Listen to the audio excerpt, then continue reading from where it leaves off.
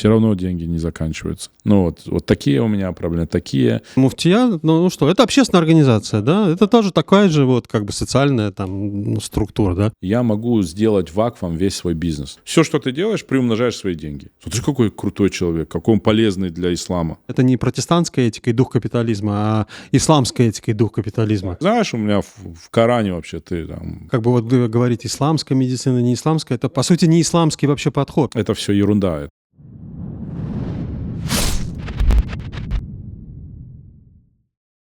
Саляму алейкум рахматлахи баракату. Это подкаст «После намаза» в студии Алиф ТВ.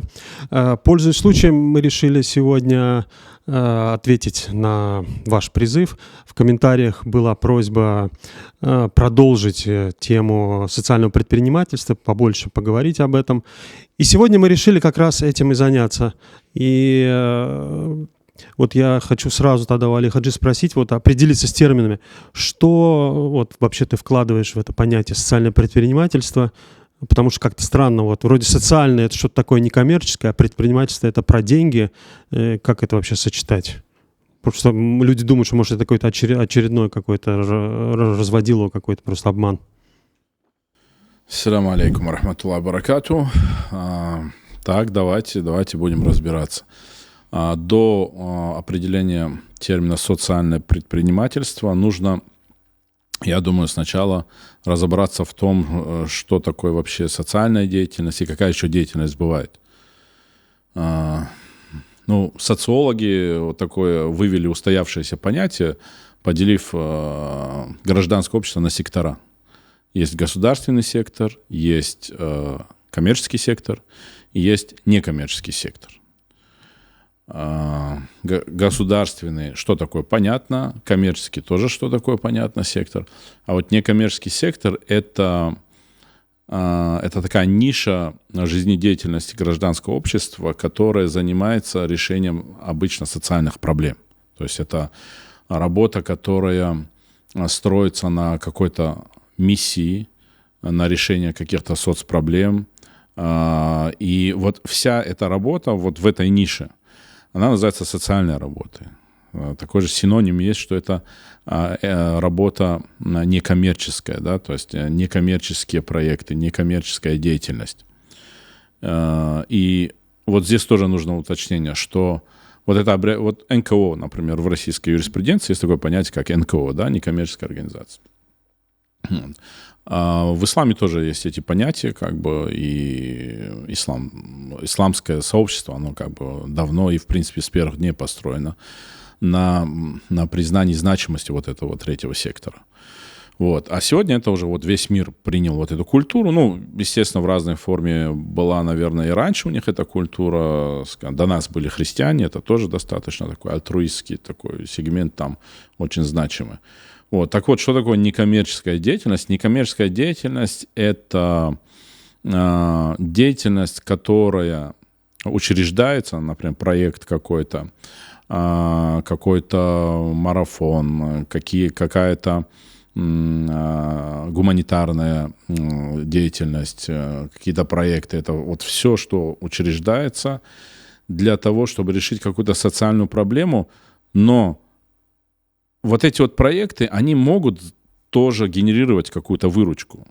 И вот разница коммерческого и некоммерческого сектора в том, что коммерческий сектор ведет свою деятельность для того, чтобы распределять прибыль по учредителям. То есть вот люди заложили бизнес, и этот бизнес заложен только для того, чтобы прибыль разделить между учредителями.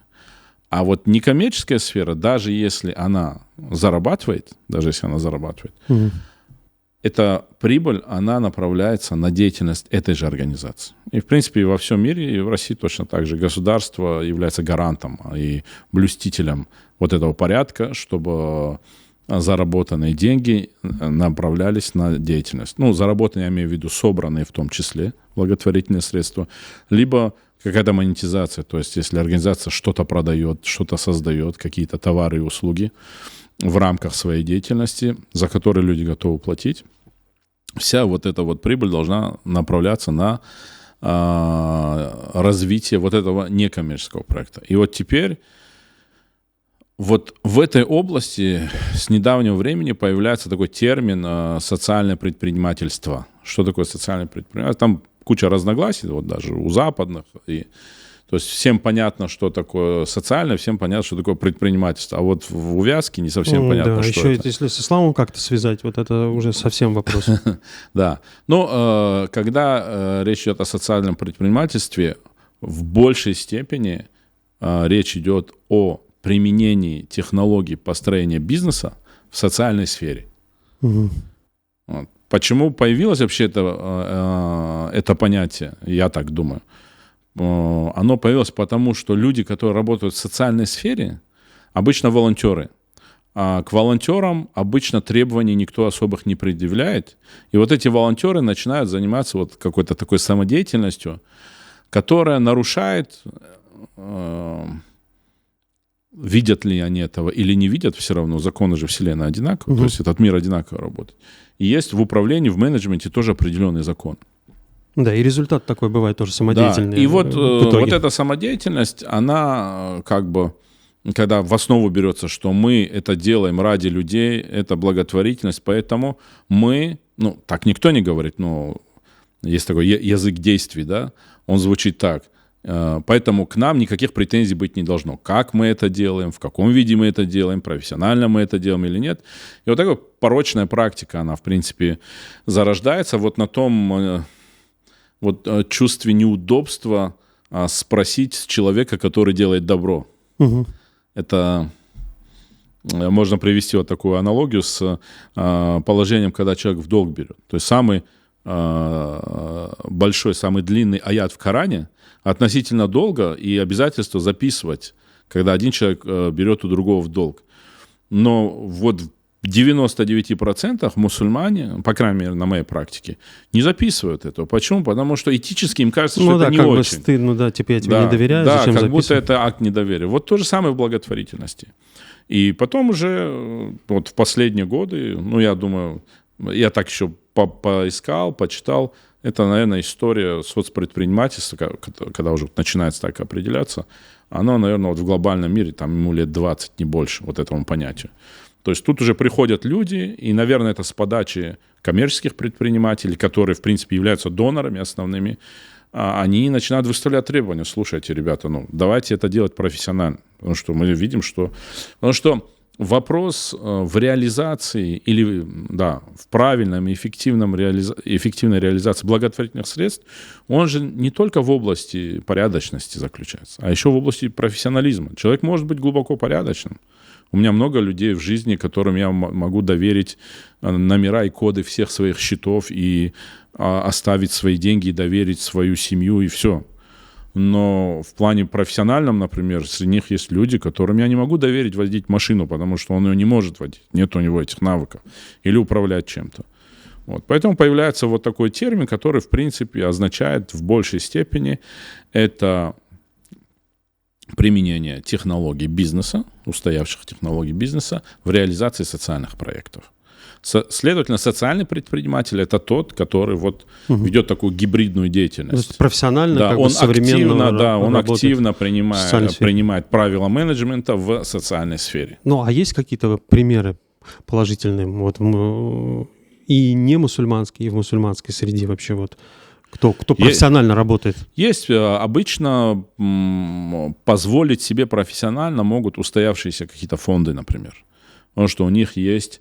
Ведь внедрение технологий профессионального менеджмента, они влекут затраты, на которые обыватель, жертвующий человек, или социальный работник, который что-то делает, там, волонтер, они не готовы на эти траты. Они думают, что это исраф.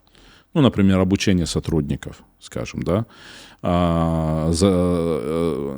расход, например, на эксперимент. То есть какая-то инициатива, есть какая-то соцпроблема, ее хотят решить. Но без эксперимента, без каких-то потерь на эксперимент невозможно качественно что-то сделать. И ограниченность частных каких-то инициатив, она не дает им это делать. И ограниченность еще в самой восприятии и правил. А фонды, да, я знаю в арабских странах фонды, которые работают профессионально в этом плане. В последнее время много читал о западных, о американских. И вот я еще в 2018 году Америку посещал. И у нас программа как раз ходила, как бы значительная часть нашей программы — это посещение некоммерческих структур. Вот. И я там интересовался, как они работают и какие они применяют. И я вот смотрю, что они, в принципе, в основе все строятся вот на принципах правильной коммерческой деятельности. Потому что там фокус в том, чтобы правильно провести параллель. То есть если сама социальная деятельность не подвержена вот из этих псевдоэтических норм какому-то аудиту, то коммерческая, она уже давно подвержена этому аудиту, и выведены какие-то правила, строгие правила. И вот я на западников посмотрел, у них же вот этой этики не очень вот в деловом бизнесе, и они вот, перенимая вот эти технологии, достаточно эффективно работают. Я даже читал как-то подборку фонды крупные, даже те, которые основаны там на базе Google, там, Microsoft, они, когда получают заявку, проект на какой-то социальный проект, они ставят условием, чтобы их топ-менеджеры привлекались как минимум там, неделю в час, например. То есть они их дают бесплатно. Некоторые не бесплатно оказывают свои услуги, но они вменяют в обязанность этим фондам, чтобы они нанимали этих людей. То есть в бюджете должна быть статья на него. Если вам нужно вот столько-то, вот плюс еще на то, чтобы вы нанимали консультанта в менеджменте или там маркетинге, там, да, или общий менеджмент, либо маркетинг, либо в продуктовый, смотря какой проект, смотря чем он занимается. Вот. И это круто, это дает результат, это дает эффективность. Да, Но вот есть традиционные, да, какие-то исламские такие институты, понятия, связанные с благотворительностью, социальной работой. Там есть закят, там садака, вакфы. Вот это социальное предпринимательство, оно как соотносится с этим? Это некая какой-то новая какая-то форма или это продолжение, углубление того же самого вакфа? Вот это как тут можно соотнести? По сути, основы мироздания, они работают для всех одинаково, и в разные времена просто разными терминами это называется, и разной точности, или там разного уровня фокуса. То есть где-то есть общие какие-то определения, да, как система вакфов, например, да, хотя там внутри ее можно делить на очень-очень много градаций, очень много видов вакфов, очень много конструкций финансовых для этих вакфов. То же самое там система там садака. И тут надо понимать, что когда мы говорим о некоммерческой деятельности, это деятельность, которая в основном ведется на благотворительные средства, следовательно, уже сами технологии привлечения этих средств — это целый мир большой, который нужно делать правильно и соответствующим образом, да, профессионально. И вопрос распределения правильного этих средств. То есть освоение, если мы говорим о проекте, или раздаче, если мы говорим о гуманитарных каких-то инициативах. Я вот тут хочу пояснить, что проекты некоммерческие, они в основном делятся вот на два вида. Это проекты гуманитарные, когда речь идет о том, чтобы накормить бедного, одеть, то есть решить какое-то наводнение, какой-то сбор, собрать и решить вот насущную вот сейчас моментальную вот эту проблему. Либо проекты такого просветительского, образовательного, ну или так их назовем, такие стратегического характера проекта. То есть здесь решается вопрос здесь и сейчас, а здесь вот такого как бы. И когда ты собираешь деньги на это или на то, их освоение, оно тоже разное. То есть здесь это в основном построение проектов для решения каких-то ну, например, какой-то образовательный проект, построение какого-то института, школы там и так далее. То есть это целый бизнес, да, только без единственной составляющей этого бизнеса, что если он принесет деньги, то прибыль будет распределяться на этот же сам бизнес.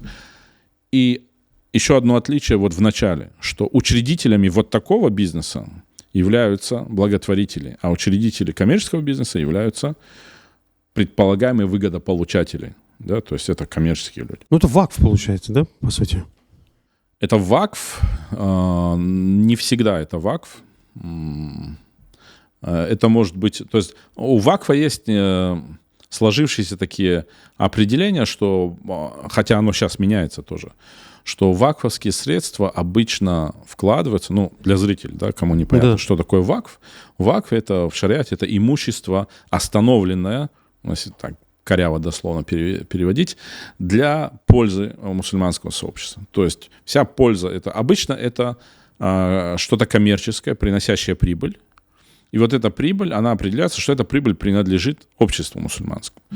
И создается совет управления этого, Нузарауль Аукаф, там председатель выбирается. И вот они решают, как эту прибыль правильно распределять. Следовательно, на основе того, что заложил, какие цели заложил сам основатель вакфа. То есть вот он говорит, я это делаю для сирот, например. Кто был в Мекке, есть такой большой комплекс Сулеймана Раджихи, мечеть большая, недалеко от Харама, там минут 10 езды. Но это целый комплекс. Кто там был, он обратит внимание, что вокруг есть 5-звездочные отели, а вокруг этих отелей есть там 6- или 7-этажные вот такие корпуса. Они вот только-только, это такой большой район, они только вот сейчас начинают продаваться. Так вот это все, прибыль от этих отелей, от этих домов, это вакф. Вакф на сирот Мекки. То есть Сулейман Раджихи заложил это за свои личные средства, купил эту землю, построил это все, отдал в управление разным компаниям. Ну, не он, наверное, у него есть, не наверное точно, у него есть фонд уже давно.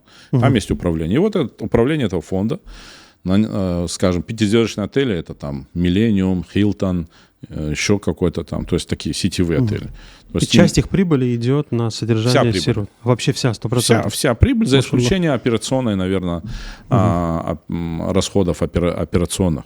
Просто я вот что пытаюсь понять, это вот то, что мы говорим, социальное предпринимательство, это какой-то некий такой бедат вообще, или это просто некий метод реализации уже того, что и так есть? Да, это есть, это просто такой новый подход, когда, вот я же сказал, там есть разногласия, да, одно из определений социального предпринимательства — это построение бизнес-проекта, прибыль которого будет направляться на решение соцпроблем.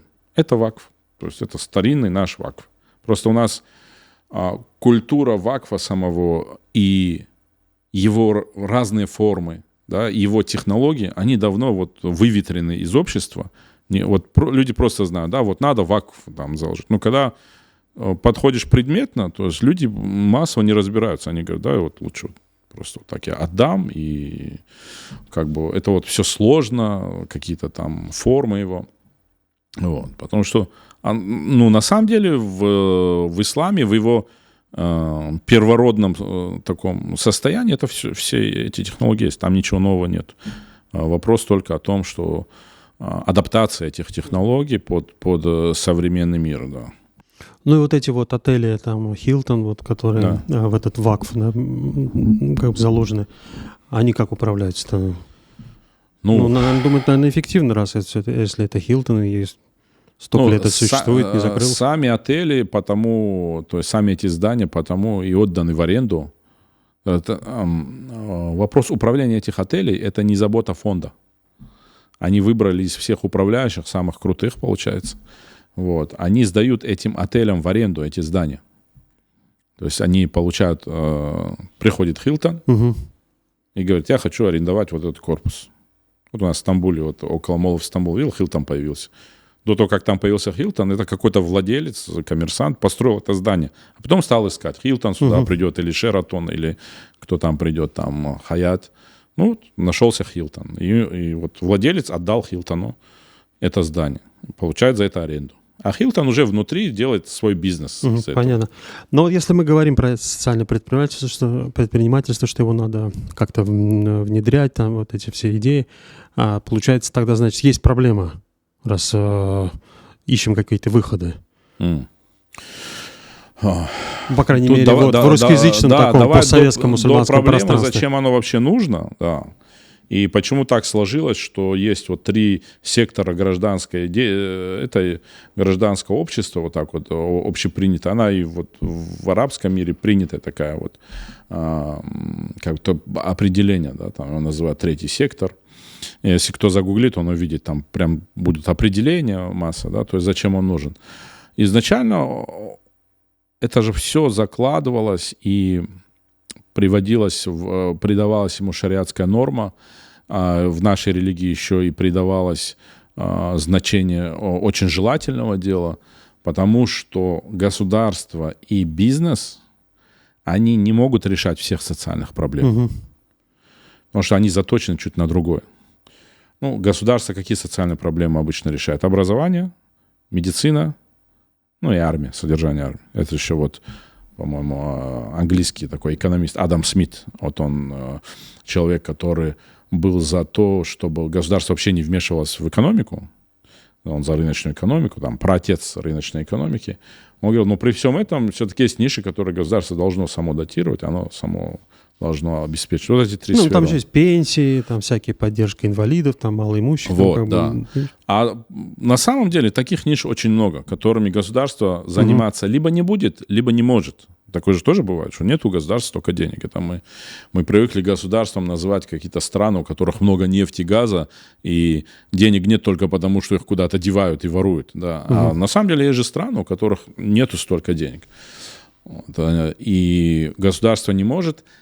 Бизнес тоже не всегда себе может это позволить, чаще не может, потому что бизнес — это в первую очередь какие-то инициативы партнеров, у которых есть свои доли, а вот их личная садака и личный альтруизм. Вот тут уже есть большая ниша, куда все это можно направлять. Кстати, и государство занимается благотворительностью многие, и делают его даже... Есть такая интересная схема, когда государство делает... благотворительность привлекательной для коммерческих денег. То есть она их освобождает от налогов, чтобы они вот туда давали. Вот на самом деле государство тем самым покупает за меньшие деньги возможность решать социальные проблемы. Вот. И государство может быть благотворителем, коммерческие люди могут быть благотворителем, но вот в этой же среде кто-то должен решать и реализовывать эти деньги. Да, использовать эти деньги по назначению. То есть коммерсанты это делать не будут. Они не специалисты в этом. И вот остается такая большая ниша, которая нуждается в деньгах, которая нуждается в людях, которые эти деньги будут правильно использовать, направлять на благо. И вот эта ниша, она на самом деле очень большая. Как бы это целый мир. Ну, я вот читал статистику недавно. В Америке 7% рабочих мест, они в некоммерческом секторе. То есть все люди, которые работают, да, каждый 12-й, он работает в некоммерческом. То есть он там трудоустроен. Поэтому это большой мир, это 1/3, да, там, нашего гражданского общества. И она потому такая и большая, что всегда есть необходимость в дополнительных средствах, помимо государственных и коммерческих, чтобы решать социальные проблемы. Вот мы как раз защищать второй кого-то. Подкаст у нас был про Запад, там мы его ругали всячески, и много писали люди там в комментариях критически, в частности в мой адрес.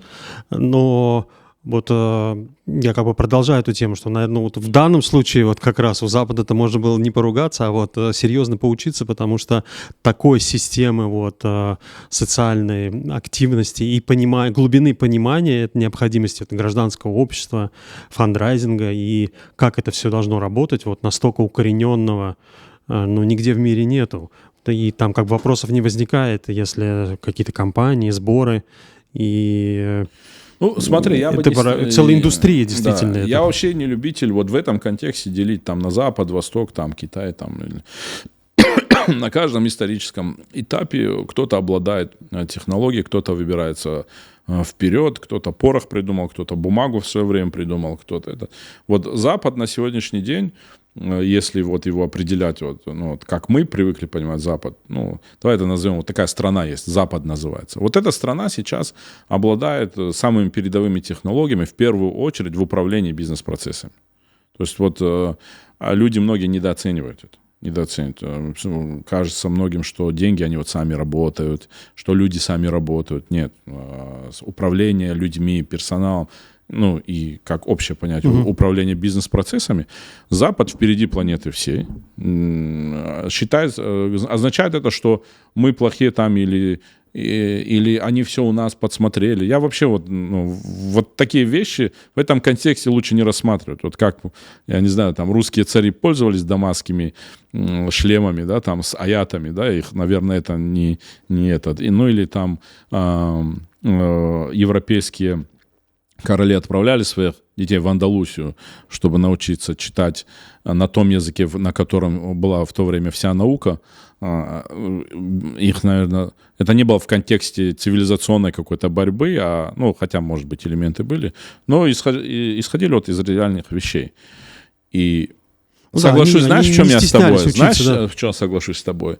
Вот в этом предвзятом отношении к Западу на основе того, что мы мусульмане, и в нашей книге все есть. И нам никто не нужен. Не, в нашей-то книге все есть, это понятно. Только надо еще это извлечь и научиться можешь ли использовать. ты, потому что у меня такой давно образ напросился, что вот мы владеем каким-то сундуком, и мы вот все веруем, что вот в этом сундуке есть книги, в которых все есть. Окей, но сундук заперт, ни у кого ключа толком нету, а те, у кого есть ключ, многие не могут читать эти книги. Да, и пользуясь этой аналогией, получается, приходит какой-то человек со стороны, достает эти наши книги, читает, и их использует, берет из них. Ну да, вот там, и против нас же потом и применяет. Во время колонизма же утащили много литературы до сих пор. Я, кстати, когда учился в Медине, был удивлен, что вот наши учителя, доктора шариатских наук, они когда рассказывали, обычно студенты спрашивают о пути самого доктора, как он учился, где. И я удивился, что практически все они на каком-то этапе за исследованием ехали в Европейский музей. Оказывается, с Багдада и в более поздние времена много туда как бы литературы попало. И многие книги в единственном экземпляре, рукописные, они находятся до сих пор там в музеях. Вот. Даже сборники некоторых там хадисов, книги на разные темы, на социологию, там чисто идеологические какие-то там в области акиды. Очень много литературы там. Вот. Но читают не только же те доктора, которые туда едут, а те, кто владеет этими книгами сейчас, они тоже их читают, изучают. И да, возможно, многие технологии появились в основе из знаний, которые мусульмане дали, но технологию уже используют, и в лидеры вышел не мусульманин, да, и он эту технологию еще улучшил, и вот на выходе, в конечном ее редакции, почему это не взять, вот тут вот какой-то психологический у некоторых барьер, что нам от них ничего не нужно. Вот нам ничего, у нас это все есть. Окей, есть, но мы же не пользуемся этим. Мы потеряли вот эту связь. Да, в том-то и дело. Цепочка прогресса вот этого, она прервана. И вот это ощущение, что в нашей книге все есть, и мы не нуждаемся в чужих технологиях, оно ошибочное вот именно в том месте, что технологии не продукт идеологического труда. Технологии — продукт научного труда. И законы физики, химии, там, гравитации, притяжения, там, они для всех одинаково работают. Именно поэтому мы пользуемся айфонами там, или еще чем-то, там, микрофонами нам в комментариях написали. Ну вот да, бывает, не бывает да, же хвалитесь, там, христианский микрофон, мусульманский микрофон. Да, он же не христианский, не мусульманский. Просто микрофон, да. Вот, поэтому вот это надо лечить в нашем обществе. И вот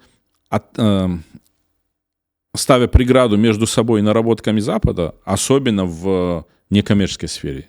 Потому что многие мусульмане говорят, вот это точно уже наше, вот это вот садака, закат, вакф, тут нас вообще никто никому не научит.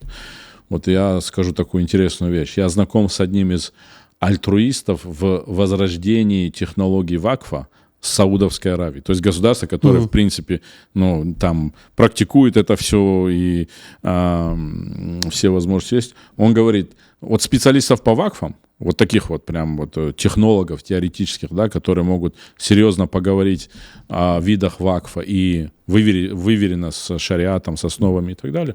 Он говорит, я знаю, говорит, 3-4 человека в Саудии только.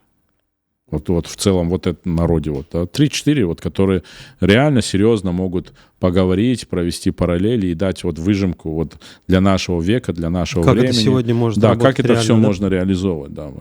То есть даже там это ушло. А не говоря уже о других странах.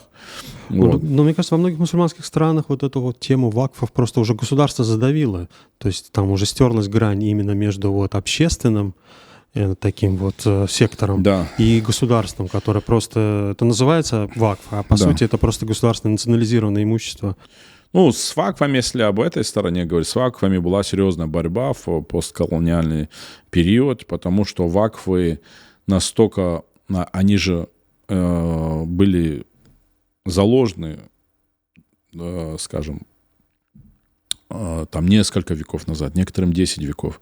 Представь, какая там генерация и масштабирование, вот просто даже органическое, без вложений. Это система финансирования независимого от государства целого сегмента общества. Да. И вакфы, они со временем приобрели, стали неким таким казной некого отдельного государства, которым управляли какие-то общественные лидеры. Да, вот и с которым чиновники Аль-Асхар, государство было вынуждено считаться. Да, они считаются. И Вот это проблема, конечно, для у государства. Аль-Асхара в какое-то время, говорят, была даже своя армия.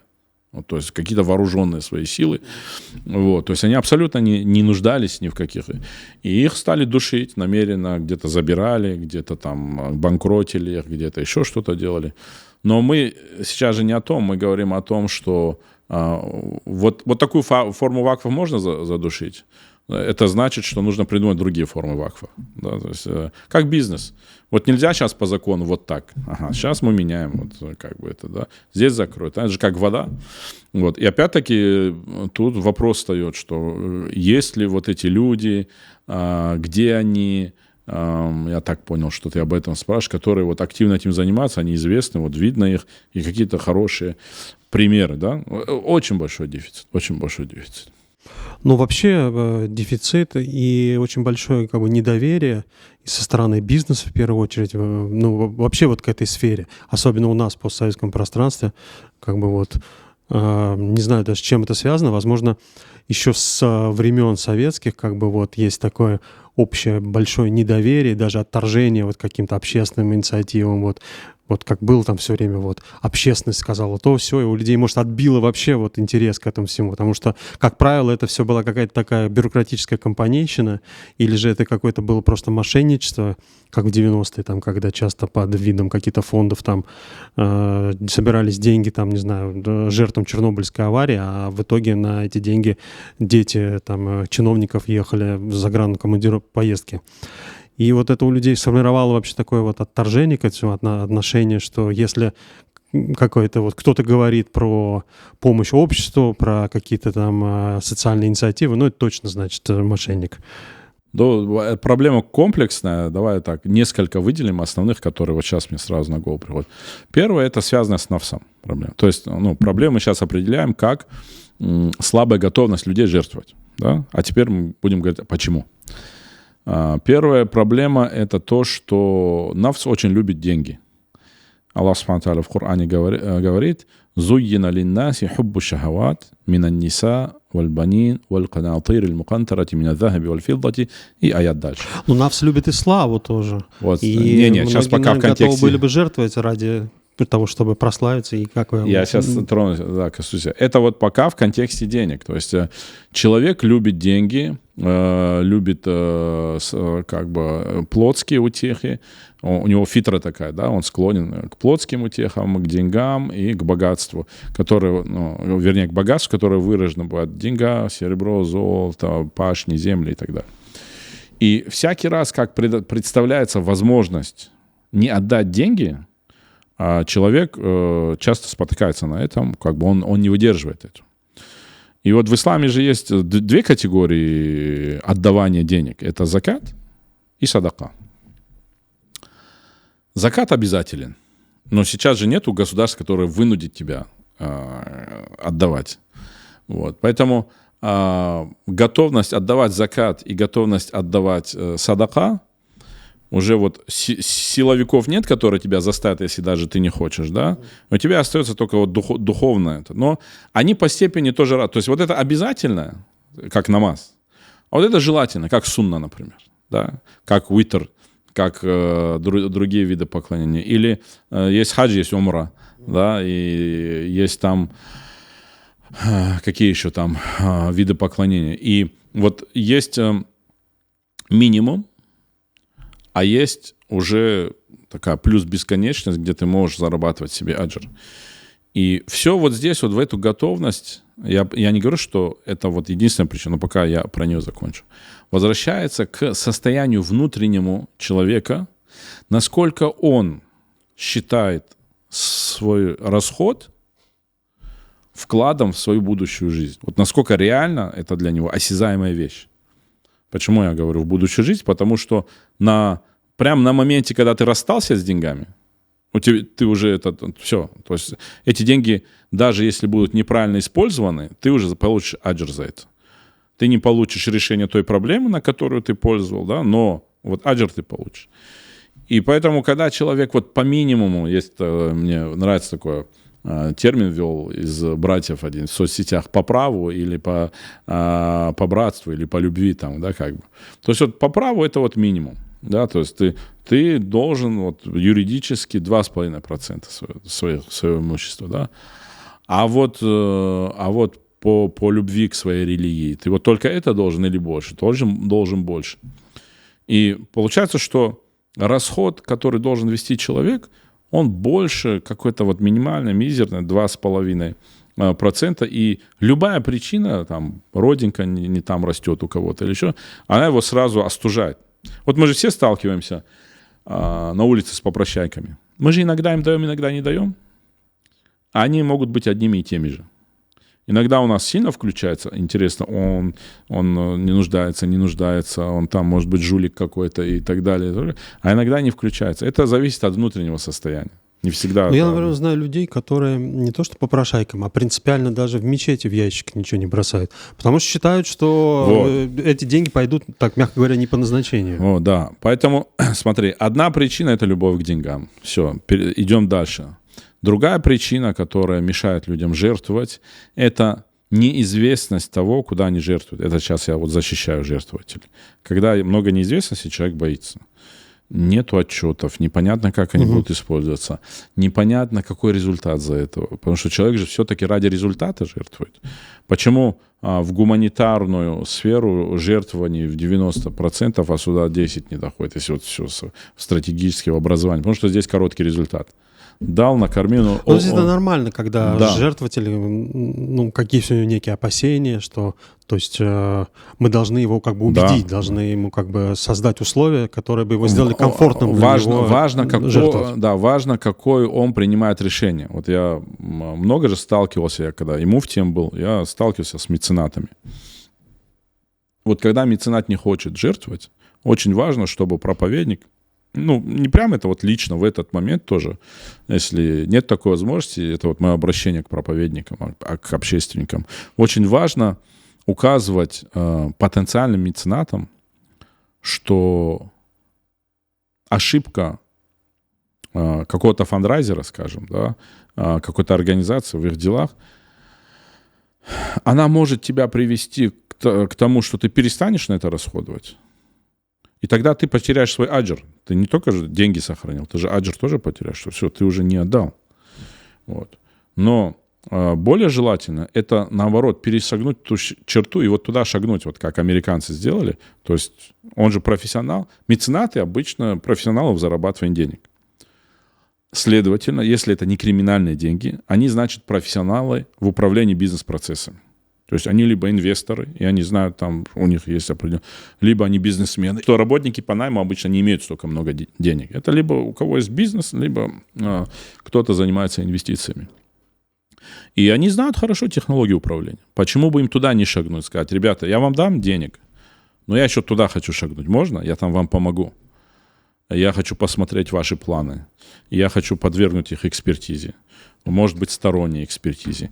И вот если мы удержим мецената вот в момент его неприязни, сомнения в какой-то организации, в каком-то человеке, удержим его от того, чтобы он отказался от своего хорошего дела, а наоборот призовем его к соучастию, это будет круто. Тем более они еще и бесплатно обойдутся этому проекту, потому что у него же деньги есть, ему деньги не нужны.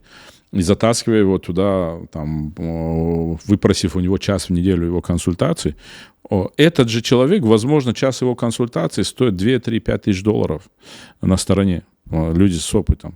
И вот тут их нужно туда затаскивать. И проблема многих проектов социальных, что они их туда не зовут. Почему? Вот это стеснение, знаешь, когда человек придет и увидит, что у тебя как-то все не в порядке. Но он же тебе порядок и наведет. Он уже тебе хочет дать, пожертвовать. То есть он уже твой, он твой соратник уже.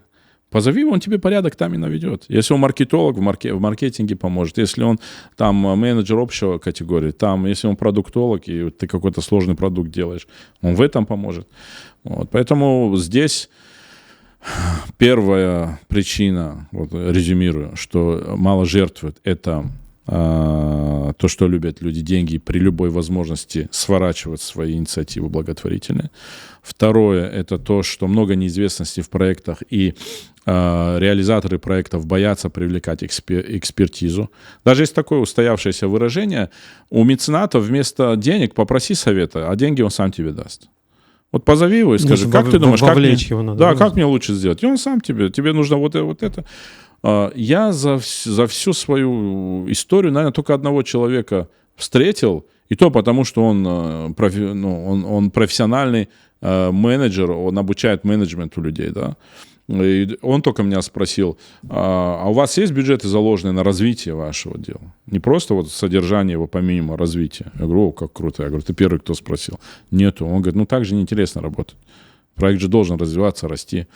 Вот, поэтому... Но вот бытность твоей муфти, вот это как там работало? Вот на какие деньги вообще, грубо говоря, существует муфтият? Да, я третью причину закончу, почему люди деньги потом дают. Про муфтият и про деньги обязательно. Да, хорошо. Когда-нибудь видел муфти, чтобы деньги платил. И третья причина — это вот эта травма психологическая. Сейчас мы говорим о русскоязычном этом. Ее не существует у других, у традиционно исламских регионов, там ее мало как бы. А у нас это вот вообще недоверие к человеку. Вот это чисто советская вот такая тема какая-то. Да. Человеку вот надо я помню, доверять только в самом крайнем случае, как в «Бриллиантовой руке» еще говорил. Да, то есть вопреки, да. То есть надо что-то такое, чтобы случилось, чтобы оно полностью исключит твое недоверие. То есть основа — это не доверять никому. Я помню, ислам, когда принимал, у меня вот вопрос всегда, вот первые дни со мной что-то говорят, хотя я сам спрашиваю об исламе, и человек мне отвечает, и все равно у меня такое жужжение в голове: интересно, что он от меня хочет, он мне сейчас зачем это, вот прям до абсурда. То есть я поэтому у меня есть один проект такой именно дааватовский, мы там призываем не мусульман к исламу, вот онлайн, у нас там есть площадка в Инстаграме, в этом. У нас группа волонтеров, 30 человек, которые сами тоже все приняли ислам. То есть вроде бы клиенты им знакомые, и мы ничего от них не хотим. Абсолютно альтруистское, это бесплатно. У нас за 2 года 24 человека, то есть в месяц 1 человек принимают ислам. Машаллах. Я поясню, тогда мы в описании обязательно оставим ссылку на этот проект. Уже не оставляйте, мы его закрыли. Мы его закрыли, потому что с финансами не дотянули. Так вот, вернее, не то, что с финансами, мы его хотим переформатировать, потому что он старого формата. Так, интересно, ни одного русского там нет, ни одного россиянина. Не при русских будет сказано, все украинцы. То есть вот проект же русскоязычный. Кстати, и со всего этого пространства, вот в 100%, это 100%, которые приняли ислам, это жители Украины.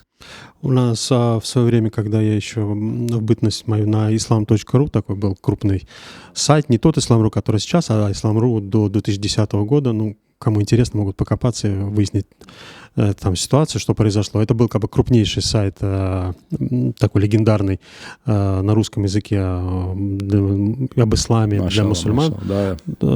И у нас там тоже была такой раздел, как принять ислам.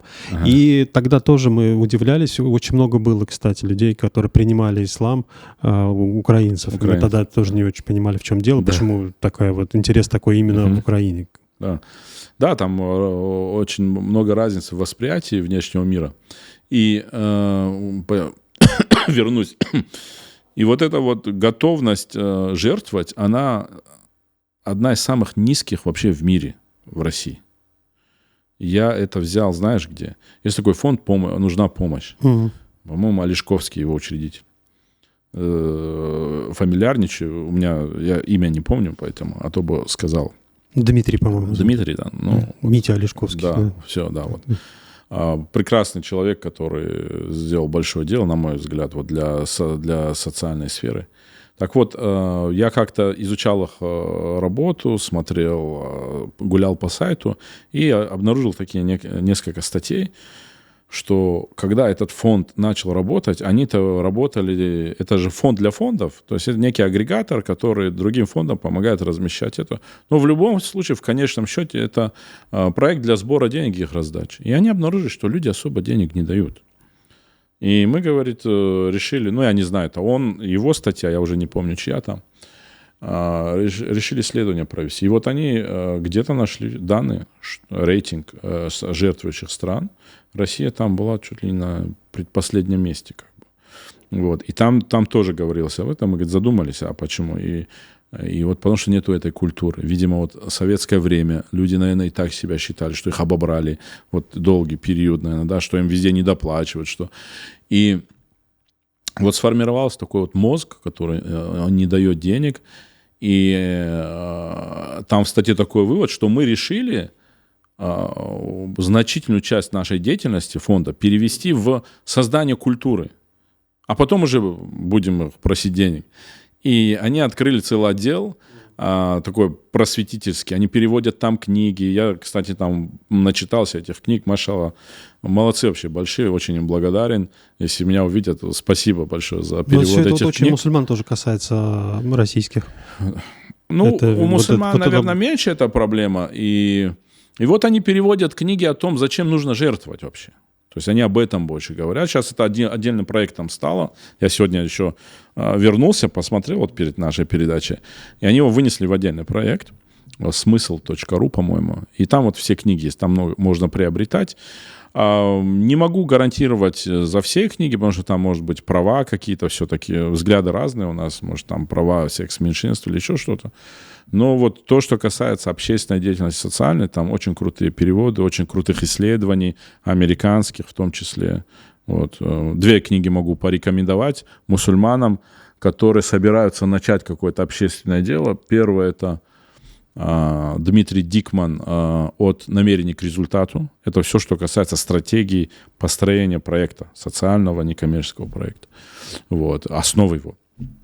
И вторая книга, по-моему, «Успешный социальный стартап».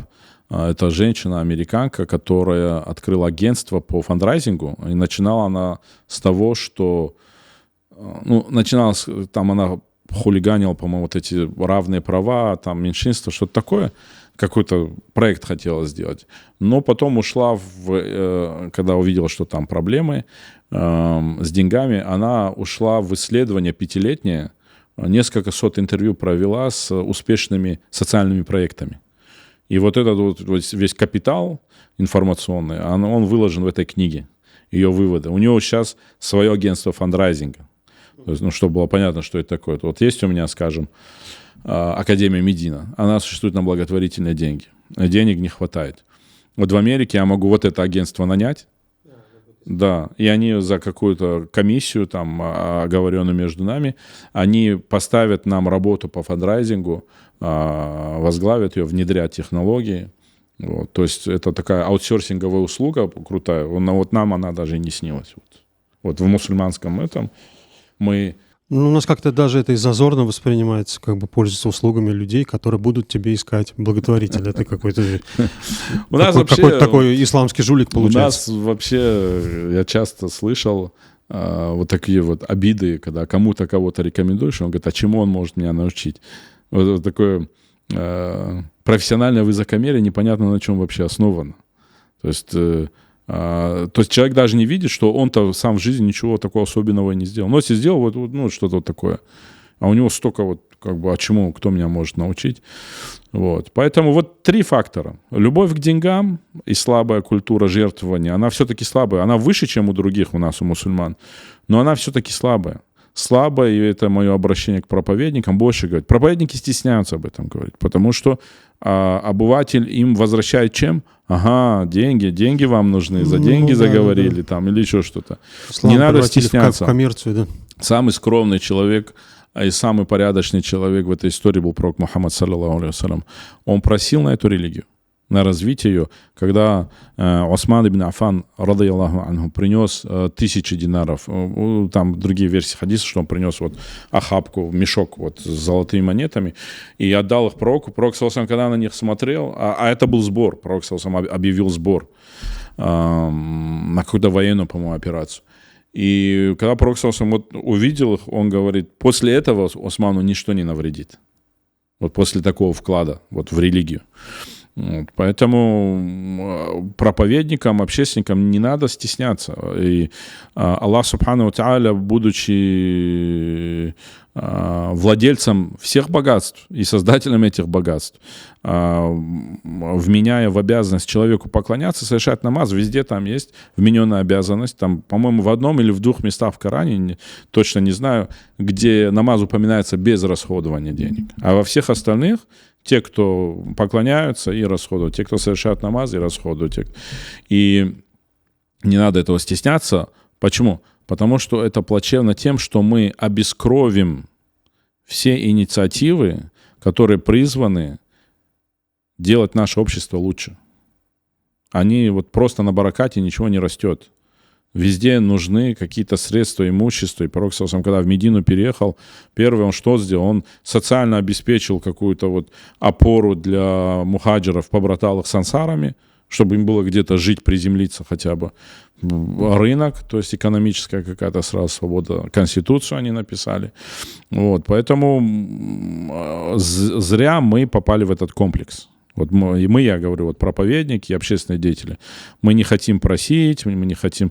Ведь мы же... И вот когда... Может быть, даже мы хотим, но мы еще и не умеем.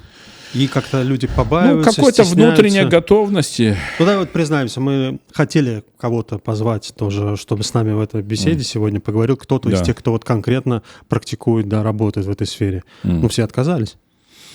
Да.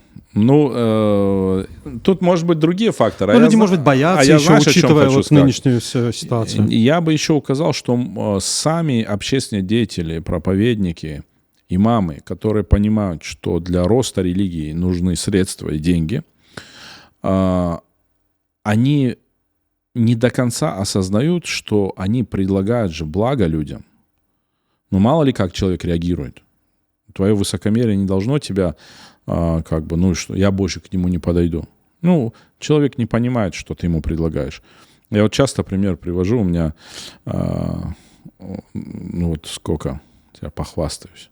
Мой опыт фандрайзинга, это начинается с 2002 года. То есть, получается, 20 лет. Сейчас мы как раз к муфтияту выйдем, вернемся, точнее, как он работал. Да. Я много людей, много друзей и меценатов, в моем окружении много. И вот мы можем с некоторыми откровенно поговорить. Знаешь, вот когда человек говорит, вот не хочу тебе давать денег, да, ну вот такие у меня проблемы, такие, сейчас вот это, сейчас вот то. И мы можем вот даже полушутя, но откровенно поговорить. И у меня вот такой тезис есть. Если бы я тебе сейчас предложил тему на $1 миллион, ты бы сказал мне, может быть, ты к другому обратишься, может, сейчас не ко мне, у меня чуть тяжело, может быть, другой. То есть, если бы я предложил коммерчески привлекательную какую-то вещь, ты бы, скорее всего, меня не отфутболил. Ты бы сказал, давай вот между нами больше никому не говори, если это такое. Вот. Почему здесь так идет? Проблема в нас обоих. А проблема во мне, что я не до конца, наверное, убедил тебя, что это для тебя намного круче, чем заработать $1 миллион, заработать 1 миллион аджров, например, да. И с твоей стороны, ты, наверное, тоже для тебя аджр не совсем осязаемая валюта. Вот, хотя, как бы, зная нас, как людей, Аллах Субхану Тааля приводит же в Коране очень много раз сравнение вот этого аджра с некой твердой валютой, да, что она не обесценится, да, что она приумножится, что это торговля. То есть вот как вот мы разговариваем о деньгах, да, вот куда можно вложить, чтобы это все не обесценилось, инфляция не съела. Там прям про инфляцию уже говорится, что это приумножится, у Аллаха не пропадает вложенное, да, вот. Да, Аллах купил ваши души за то, что вам рай. Да. Вот. И поэтому тут, наверное, вот такая вот проблема, которую мы все должны лечить, терпеть друг друга, больше верить друг другу. Вот. И вот это недоверие, я бы его, знаешь как, я бы какую-то часть, недоверие, которое есть к благотворительным организациям, я бы посоветовал меценатам какую-то часть этого недоверия списать за счет того, что люди больше даже уверен, в абсолютном большинстве случаев никто деньги не ворует. Но есть неэффективное использование их, непрофессиональное использование. Вот пример приведу, чтобы было понятно. Каждый человек, абсолютно каждый, кого я в жизни встречал, удивляется, куда деваются его деньги в конце месяца. Вот куда они делись? Да. Да? Почему он удивляется? Потому что практически никто же не ведет свою бухгалтерию. Это нормально, кому надо запариваться. Если бы он вел бухгалтерию, она бы вот прям месячную, он бы знал, куда уходят деньги. Но ему не хочется возвращаться в приложение, там, распечатка за последними, вспоминать. Ну вот я иногда так делаю. Да, и считаю, и видно, что на самом деле они все не куда-то делись, делаем, а делись вот туда, куда и должны были делать. Вот те, кто реализует проекты, они за счет... Ну, я вот со своими деньгами-то могу так поступать, но реализатор общественных средств, он не может так. Я его сейчас не оправдываю.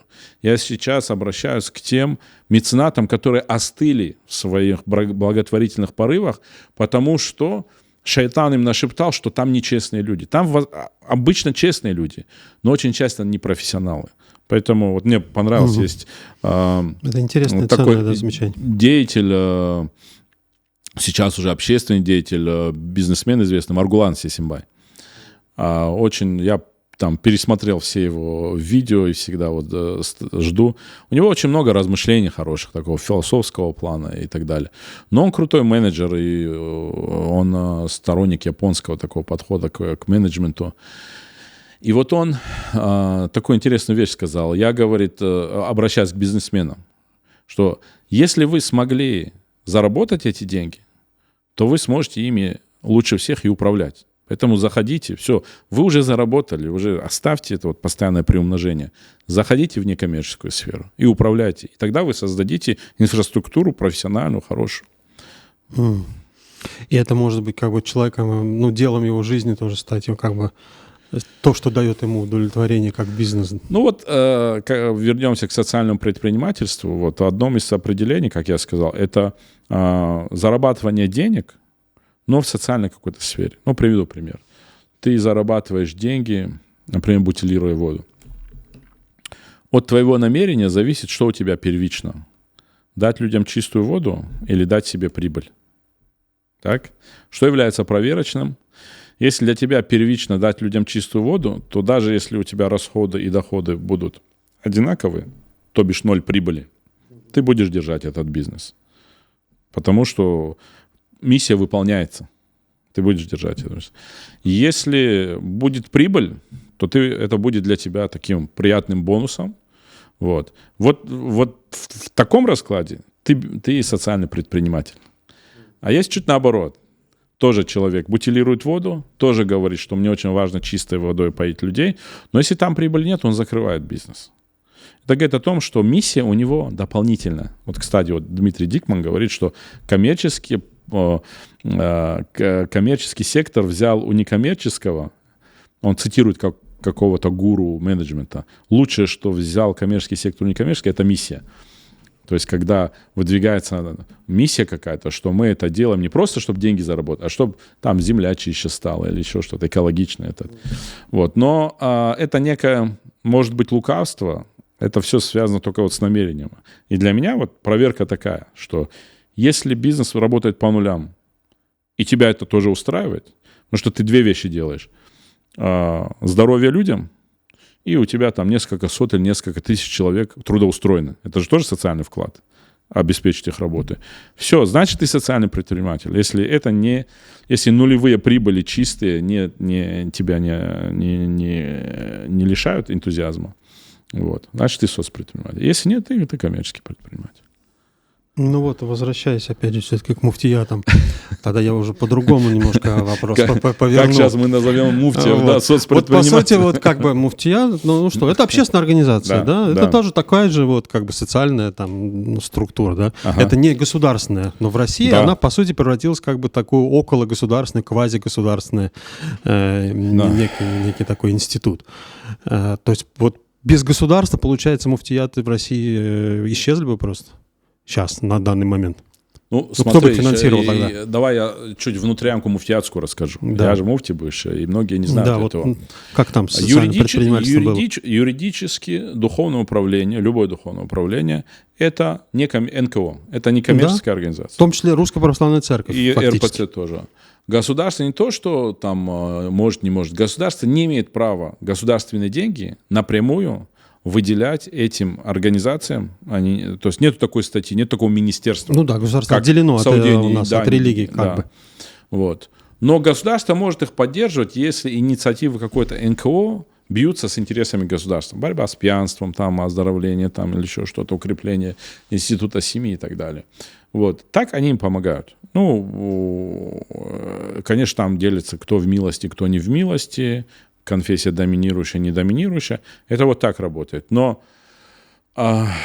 чтобы муфтият любой реализовывал те цели, которые он хочет, ну, если они у него есть, что, да, я признаюсь, есть некие муфтии, у которых нет цели, да? Да, у него нету цели, он там как на работу устроился, там хорошая, может быть, зарплата. То есть цель просто изображать как бы духовность. Ну, есть такие, да, есть. Есть люди, с которых ты вот за много лет никогда не слышишь ничего о развитии общества. Потому что это же прямая функция, да, развитие исламского общества, это вроде бы то, для чего исламские муфтияты создавались. Вот. И, не слышишь о них. Там, барашек постричь, там, дом достроить. Вот. Есть такое, разные, наверное, все. Вот. Поэтому, если есть цели какие-то у муфтията, то, скорее всего, государственных денег ему не хватит. Муфтият исламский, я имею в виду. РПЦ хватит, скорее всего, этих средств. Возможно, и профицит будет. Но хотя надо вот отдать должное, что они диверсифицируют, они не упускают ничего. Они в этом случае трудолюбивые. Ни одного источника. То есть денег нету, что у него там карьер, самосвал, щебенки на строительство, там ты кирпичей, ты этого цемента подкинул, ты того. То есть они вот так вот могут собирать. В этом плане они молодцы. Такие фандрайзеры. РПЦ в смысле, да? Да. То есть у них менеджмент более эффективный. Да, в этом. Ну и плюс еще это доминирующая конфессия, поэтому в России как бы больше пересечения грантов там и с их интересами. А вот мусульманским им приходится не рассчитывать только на государственные деньги. Поэтому там уже вот это твой джамат, это люди. И вот тут твой фандрайзинговый профессионализм, твой авторитет, твое доверие тебе, вот они, да, основную уже играют роль. И уже, деятельные муфтияты, они все живут, можно это своими деньгами, на свои деньги. То есть банально вот эти вот ящики в мечетях, это реально то, что кормит муфтияты? Нет, грамотные муфтияты давно заложили вакфы себе. Я никогда не слышал, чтобы в России хоть один муфтият имел вакф. Они их не определяют, потому что их даже никто не будет определять, что это как вакф. Потому что вакфом же может быть часть прибыли. То есть вот я бизнесмен, скажем, да, я могу сделать вакфом весь свой бизнес. Скажем, у меня есть коммерческое здание, которое я сдаю в аренду. Вот, я могу вакфом сделать все здание с его прибыли. Могу вакфом сделать его прибыль только. Могу вакфом сделать часть его прибыли. Могу вакфом сделать здание, но не прибыль. На 20 лет я еще прибыль получаю, а потом вам здание отдам. То есть разные формы есть. Поэтому есть бизнесмены, которые сами для себя решают, что часть моей прибыли... Ты же работал в islam.ru. Я, насколько помню, там меценат, он как бы... Ну, это не вакф, это скорее садака, больше похоже. Ну, это садака, если это спонтанно, если он определяет... Ну, я не знаю, как у него там... Да. Ну, какой-то бизнесмен может. Тоже не знаю, но да. Ну, наверное, как да, слово садака вакф не звучал. Да. Я, честно говоря, вот как бы в России вообще не сталкивался с реально работающим вот вакфом, даже неформально. Возвращаясь, что некоторые муфтиаты, у них диверсификация идет. Есть что-то с вакфов, есть пул каких-то меценатов, которые регулярно помогают. Есть кто-то, кто не деньгами помогает, а тем, чем он... Ну, я не знаю. Вот у нас был в джамате человек, который там, у него заправка была. Он заправлял бесплатно. Говорит, вот там лимит какой-то, вот мой вклад будет. Вот так это все существует.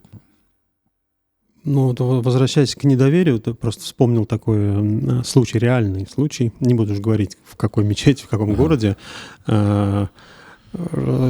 Про этот вот пресловутый ящик, да, вот после джума намаза там собиралась определенная сумма, да, вот высыпали все, что там в этот ящик набросали, считали. И обратили внимание, что вот когда два имама были в отпуске, то в ящике сумма так серьезно прибавлялась. И как бы закрались смутные сомнения. Вот, и эти случаи, в общем, вот как бы создают такой вот атмосферу недоверия к ящикам, к муфтиятам, к имамам. Ну, тут я больше, наверное, обращусь к тем, у кого это доверие вызывает, остужает его альтруизм. Это надо просто себя спросить. Вот, ну хорошо, я узнал, что вот это случилось. Так, окей. И я сейчас уже не хочу давать. Хорошо, ну можно же в другое место дать. То есть этот человек должен себя проверять. Ну, как бы люди обобщают, думают, что да, чем они отличаются, какая разница. Это очень плохо, да, это все очень плохо, потому что мы тем самым просто обескроем. Мы если, ну давай так, если, ну скажем, воровство — это грех, но воровство может меньше ущерба нанести, чем несостоятельность профессиональная, например, да. И если мы любого человека возьмем, он в чем-то несостоятельный, у него есть какие-то грехи, даже если мы его пока не увидели и не поймали, ничего. Это же не охлаждает человека. Почему именно когда это вскрылось, все, я больше никому... Вот, я часто такой говорю, я больше денег никому не дам. Окей, хорошо, и чем ты занимаешься? Смотришь, он себе дом за домом строит, там, они все больше, все круче, все там летает, там, Ну, окей, хорошо, к чему ты пришел? Вот. То есть шайтан тебя через одного вот этого какого-то жулика, он тебя лишил стольких благ, то есть ты каким-то капризным этим стал, и все. А на самом деле, что ты делаешь? Все, что ты делаешь, приумножаешь свои деньги. И что? Для чего? То есть... Нет, ну скажут, я как бы занимаюсь благотворительностью, в том числе мусульманам, но эти просто мусульмане, они из моей семьи только. То есть такая очень ограниченная благотворительность в рамках своих детей, там, жен и родителей. Есть же общественная. Хорошо ты, сказал. У меня есть такая тезис как бы об инвестициях. То есть мы все инвестируем заработанные нами деньги, и очень важно иметь все статьи, то есть диверсифицировать. Вот мы же говорим, что мусульманин, он живет для этой жизни, но еще живет для будущего, и дела свои так выравнивать. Вот в деньгах вот жадность нужно побеждать и понимать, что, ну вот если вот так взять, мало же кто откладывает свои деньги в обязательном порядке. Вот себя взял, себя обязал, и вот какую-то часть своей чистой прибыли я буду инвестировать в свое будущее. Обычно люди инвестируют либо в свою семью, а все излишки в свой бизнес. Но есть вот такая тенденция, я стал ее замечать, что тот, кто успешно инвестирует в свой бизнес, он почему-то хочет, чтобы ему за это был кто-то благодарен, что вот мусульманское общество должно его так воспринимать, что смотри, какой крутой человек, какой он полезный для ислама. И вот такой вот парадокс, что... Аллаху алим, но мне кажется, у некоторых бизнесменов появляется такое ощущение, что мой вклад в эту умму – это мое существование и предоставление возможности вами гордиться мною. Вот я вот такой успешный. Нет, твой вклад, он должен выразиться в чем-то другом. что Осман ибн Аффан, Абдуррахман ибн Ауф, они ничем не были хуже любого из нас, были намного лучше, но они именно деньгами вкладывались. Ну, может быть, они многие помогают, там вот, например, на операции детям там дают, не знаю, в хадж отправляют, там курбаны режут. А вот именно инвестиция в вот то, что о чем мы говорим, в некое стратегическое интеллектуальное развитие ума, вот это они считают, это какие-то такие интеллигентские забавы, Нет, то, что которые помогают, просто в песок уходят, то, что никому помогают, не нужно. однозначно. Мы сейчас просто говорим о тех, у кого пропадает желание помогать. Что помогают, конечно, ну, и тем более мусульмане, если взять Россию, там, я думаю, никто с ними не сравнится в благотворительности. И ты сейчас просто другую тему затрагиваешь, куда помогать. И вот сначала нужно выработать культуру помогать в обязательном порядке. Я советую каждому человеку, чьи доходы превышают его нужды, помимо заката. Закат это Ну да, человек... это фарт, это понятно. Это да. фарт, тут да. уже нечем Чувствовать себя крутым, потому что ты не украл у бедняка его деньги, это не очень большая заслуга. Да, ведь закат это, по сути, это не твои деньги. Да. Мы, если верующие, мы признаем, что вот эта часть не наша, вот там. Угу. Все остальное наше. Вот. Окей, что с этим нашим делать? Я советую 3 статьи расхода иметь. Это инвестиция в семью, учеба, жена, дом, все вот это вот. Но без фанатизма, как вот сейчас модно говорить, там, что роликсы, там, автомобили женам покупать, и тогда тебе вернется это 100-кратно. И это все ерунда, это нужно иметь голову везде. То есть это они так поняли хадис, что лучшая садака это для своей семьи, вот так вот уже. Да. И первая семья, второе это умма. Общество мусульман, это вот умма, как взять, вот моя религия. Давайте так определим. Я должен расходовать на развитие моей религии. То есть я моей религии должен. Об этом Аллах Субхану Тааля мне сообщил, об этом Пророк Саллаллаху сообщил. И так жила умма, и она именно так развивалась за счет пожертвований. За счет пожертвований она растет. И третье, вот отсюда и отсюда все, что осталось, пожалуйста, инвестируй в свой бизнес, масштабируй его, все, что хочешь, делай. К сожалению, очень многие, у них 3 статьи, но одна подменная, это вот закат. То есть я в семью инвестирую, я закат отдаю, а все остальное у меня вот я бизнес ращу. Ну, бизнес — это твои личные дела, это как бы оттуда ничего исламу нет. Это не твои закат. Вместо заката, будьте добры, пожалуйста, поставьте вот это вот. И это вот первый этап. То есть сначала нужно привыкнуть к тому, что часть моего имущества я осознанно отдаю на развитие своей религии. Потому что, валлахи, этих денег не хватает. Я в социальной сфере, я очень много не хватает. Не хватает не мне, как ты, по-моему, мне рассказывал, да, когда бюджет утверждали, не будем говорить, какой республики глава, и он просил добавить бюджет. При Ельцине, по-моему. Не говори имя, чтобы не обижать. Это анекдот. Анекдот, я думаю, это анекдот такой, родивший из жизни, да. Да, это он говорит, мы же вам выделили, вам что не хватает? Он говорит, не, мне-то хватает, Борис Николаевич, народу не хватает. Вот.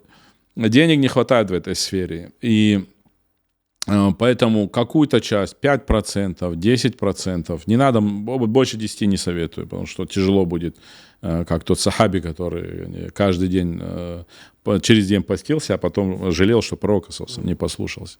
Не надо больше 10%, кроме как ситуативно, где-то пожар, где-то это. Ученые говорят, что человек имеет право даже все свое имущество пожертвовать. В этом как бы нету исрафа и расточительства. Но 10% все. А теперь второй этап. То есть человек живет, он вот так вот свою жизнь соразмерил, и часть его имущества, как садака, идет на развитие религии. И вот теперь вот интересный вопрос, и я его уже затронул. А теперь куда отдать? Вот когда человек... Я советую, например, первый год никуда не отдавайте, чтобы сумма накопившаяся заставила вас хорошо думать, куда ее отдать. Потому что $100 отдать легко, когда уже 1000, 2 или 10 или 100 тысяч, еще 100 раз подумаешь, куда дать. То есть все, это уже не мое, это я должен отдать. А теперь куда? И вот если вот таких людей, которые в обязательном порядке откладывают деньги, их будет много, то денег столько саккумулируется, что ответственность вот за эти деньги, она будет преображать вот эту социальную сферу. То есть эти деньги будут позволять нанимать хороших менеджеров, делать все правильно, правильно планировать, достигать результатов. И уже потом постфактум результаты, которые будут налицо, они будут вот здесь увеличивать еще доверие, еще больше. Ага, дай-ка я им еще больше закину, еще больше отдам. Ну вот в плане для жертвователей, для вот инвестиций в какую-то социальную сферу, образовательную, просвещение, там какие-то такие стратегические ниши, здесь результат, возможно, его будет уже не при жизни этого жертвователя. Вот, как тогда его убедить расходовать на это? Хороший вопрос. Ответ мой такой.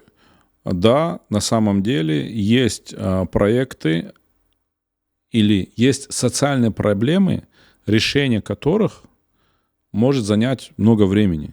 И результат мерить очень сложно. Ну, например, работа медиа каких-то ресурсов. Какой результат? Вот у каждого там медиаресурса есть какая-то своя стратегия. Что они хотят поменять? Потому что, о некоторых основах, да?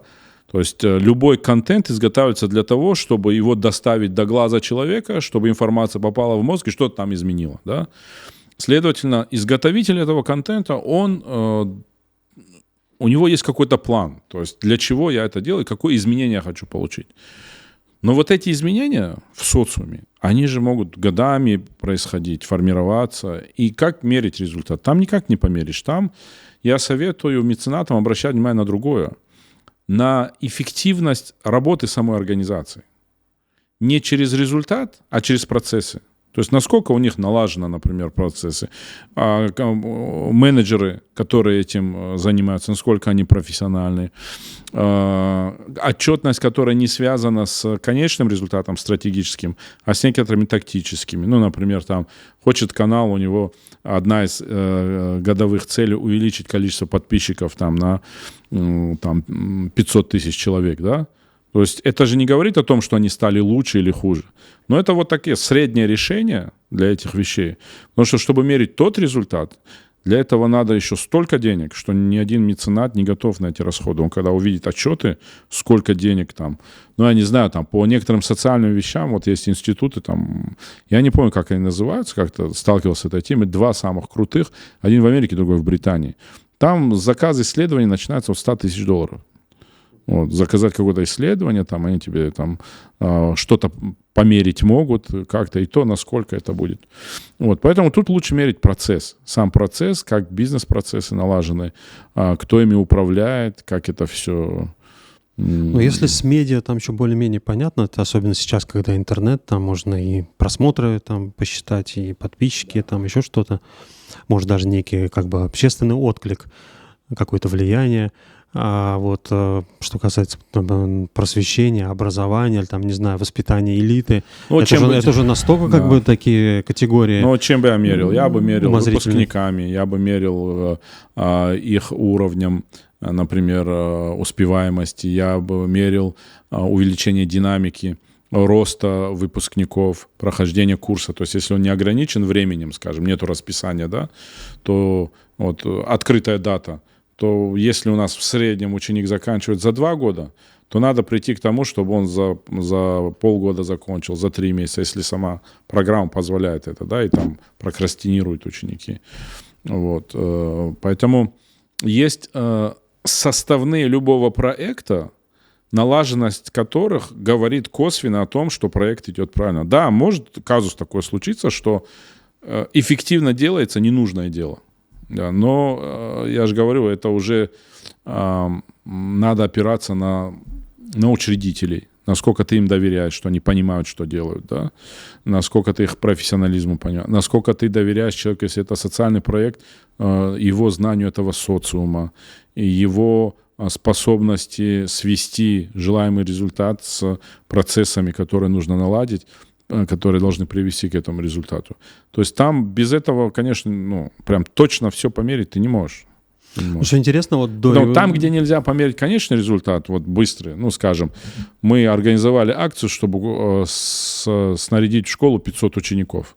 Там по отчету можно увидеть это все, Как бы, да, все, 500 портфелей, 500 пеналов, все куплено. Ну вот да, это можно пощупать, да. понятно, посчитать. Если это школа, просвещение, какие-то... А уровень, например, образования тут как-то сложнее уже Да, поэтому этим оценить. государства занимаются. У них есть и данные, и статистика, и дата.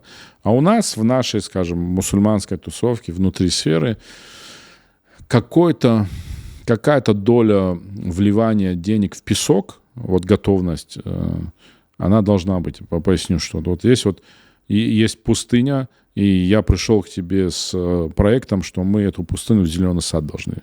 Я примерно померил, да, что там 2 километра слой песка, и что туда нужно там 2 миллиона тонн воды залить, чтобы она добралась туда.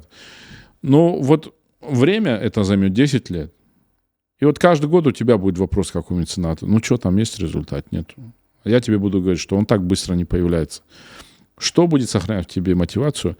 Доверие ко мне, к моему пониманию ситуации, профессионализм, насколько я агроном или привлек агрономов, которые сказали, да, через 10 лет вода дойдет, и там уже почва, и оттуда уже еще плюс через 5 лет вырастут деревья, мы их только тогда увидим.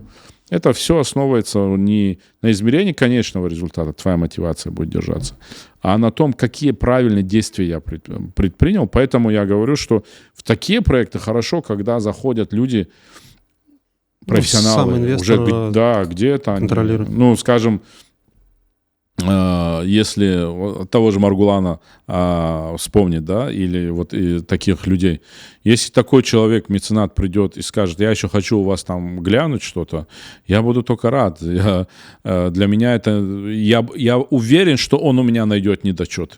Но это как раз-таки хорошо. Это он меня исправит поломанное, а у него возрастет мотивация, потому что он сам это все увидел, пощупал, исправил. И он будет мерить вот этим, да, как процессы налажены. Ну вот опять про исторический опыт. Мы в первой программе тоже немножко это затронули. Можете посмотреть, в первом подкасте говорили про то, что до революции как раз вот тогда поднявшийся сильно мусульманский бизнес, и это касается Южного Кавказа в первую очередь, там как бы нефть нашли. Азербайджан тогда вот очень сильно на этой нефти там выросла национальная буржуазия, и народы Поволжья.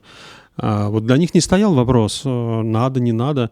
Они зарабатывали деньги и считали просто за правило их вкладывать в образование, воспитание элиты, просвещение, в политику даже вкладывали. Это, кстати, даже не только мусульман касалось, например, староверы.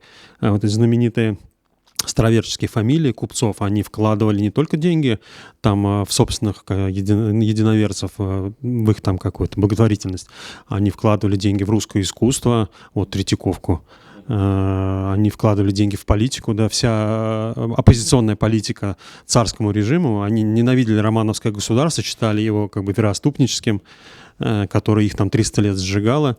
И вот эти вот староверы-купцы, они финансировали и партии радикальные, и либеральные. Все, кто мог, в общем, как-то подточить вот это вот ненавидимое ими никонианское романовское государство, они считали за долг это поддерживать.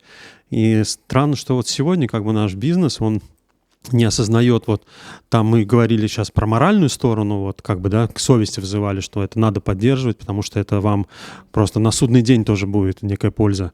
А то, что это здесь и сейчас, тоже может быть им пользой, поскольку мы же вот и бизнес, и интеллигенция мусульманская, и, так скажем, вот духовенство в таком, ну, контексте мусульманском, это в кавычках, да, мы же все равно все в одной лодке. И бизнесу просто выгодно выстраивать вокруг себя тоже некие вот круги социальные, экосистему такую, да, которые в конце концов будут защищать и их бизнес тоже. Странно, что вот этого ничего не складывается. Ты хорошее слово сказал, в одной лодке.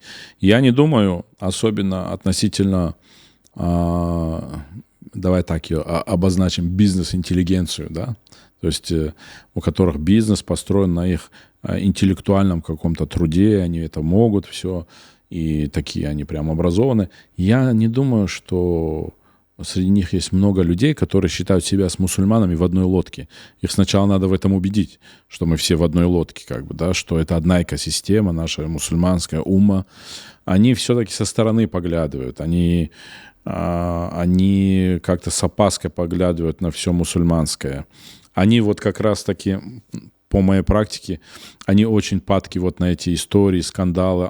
Вот я там слышал то-то, и тот украл, а тот там опростоволосился, да, и они прям любят эти истории. Ну, потому что отговорки такие себе находят. Да, просто. это все от жадности, И тут опять-таки вернемся к чему, что вот и бакинский период затронул. Вот есть такая пирамида масла, да, пирамида потребностей. Когда у человека закрываются его базовые потребности, в следующем этапе он начинает уже какие-то желательные вещи приобретать и так далее. Вот сразу после закрытия базовых потребностей должно вступать в силу или в работу, или в его жизнь должно вклиниться понятие, что он уже должен своему сообществу исламскому. Вот без этого чувства долга ничего там не выйдет. Он 100 миллионов найдут причин, почему этого не давать, потому что у него нету вот этого ощущения. Тут вопрос возвращается к нашему даавату, к нашей проповеди, к нашему призыву, к нашему призыву исламской такой самосознательности. Что если человек не чувствует, что он должен, он там, с него ничего не... Вот я сталкиваюсь там, некоторые меценаты. Ну, смотри, Али Хаджи, ты же знаешь, если я, например, помогу там проекту исламскому, то даже вопрос не в твоем и ни в чем, и это станет известно, то ты же понимаешь, мне может прилететь там откуда-то. Сейчас вот переводы. Таким людям, конечно, в глаза я редко говорю. Это должен быть очень близкий человек. Обычно близкие так, не говорят мне. Но вот этим неблизким я через Алиф ТВ обращаюсь. Уважаемые братья, когда вы зарабатываете деньги для себя, особенно в российских реалиях, вы на такие полукриминальные меры иногда идете, чтобы заработать деньги. Вы готовы жизнью рисковать. Вы готовы обращаться в разные инстанции, и не всегда государственные, ходить в сношения с ними, уходить от налогов, что-то. То есть мы все знаем российскую нашу реальность, да. И когда речь идет о том, что вы считаете обязательным для себя, а это приумножение денег, вы находите же эти пути. А когда речь идет о мусульманских инициативах, о мусульманском проекте, тут, ты же понимаешь, мне может прилететь. А за уход от налогов может. За перевоз наличных денег себе на авто незадекларированных, например, человек летит в Дубай и хочет себе налом купить сразу дешево там машину и везет с собой в сумке, а по закону это нельзя. Выше какой-то надо декларировать, а ты не декларируешь. Может прилететь, но ты же идешь на это. Вот. Но это не страшные, да, такие вещи, но есть и страшные, когда слышу, на какие жертвы готовы люди идти, чтобы урвать свою долю, даже до скандалов, до перестрелок, это же российская реальность, там 90-е говорят, я думаю, сейчас в значительной степени это осталось все. Вот, поэтому тут вопрос уже к нашей сознательности, к нашей зрелости. И еще один фактор, который тоже влияет на это незрелость возрастная самой нашей умы. То есть мы же когда стали возвращаться к исламу? Вот после крушения Советского Союза, да? То есть какой-то элиты той преемственности какой-то не было. Теперь, значит, надо до этого вырасти. И вот я сравниваю с другими странами, с большим мусульманским миром, да, и если в большом мусульманском мире меценаты — это люди, там, зачастую миллионеры, там, да, миллиардеры, там, фонды огромные, то у нас это в основном частные люди. У нас государственных фондов нет. Это частные люди, которые тоже еще, не накатались на Ламборгини, на Майбахах, еще Луи Виттонов не наносились. То есть это еще не тот уровень, поэтому... ожидать оттуда вот такого притока частных денег в таких объемах, чтобы такие большие серьезные процессы запускать, конечно, не стоит. Поэтому и со стороны социальных деятелей, и со стороны меценатов мы примерно одного уровня. Но часто у меценатов претензии к соцработникам такие, как будто эти люди миллионами ворочали, и они не имеют права ни на какую ошибку. Здесь вместе расти надо. Но мусульмане же не глупее других людей, да? Все люди же примерно одинаково видят, и особенно когда касается вопроса денег, там, каких-то своих позиций в жизни. еврейская община, вот так скажем, мировое российское еврейство, они же вот вкладывают, вот Абрамович, он до сих пор очень активно поддерживает людей искусства.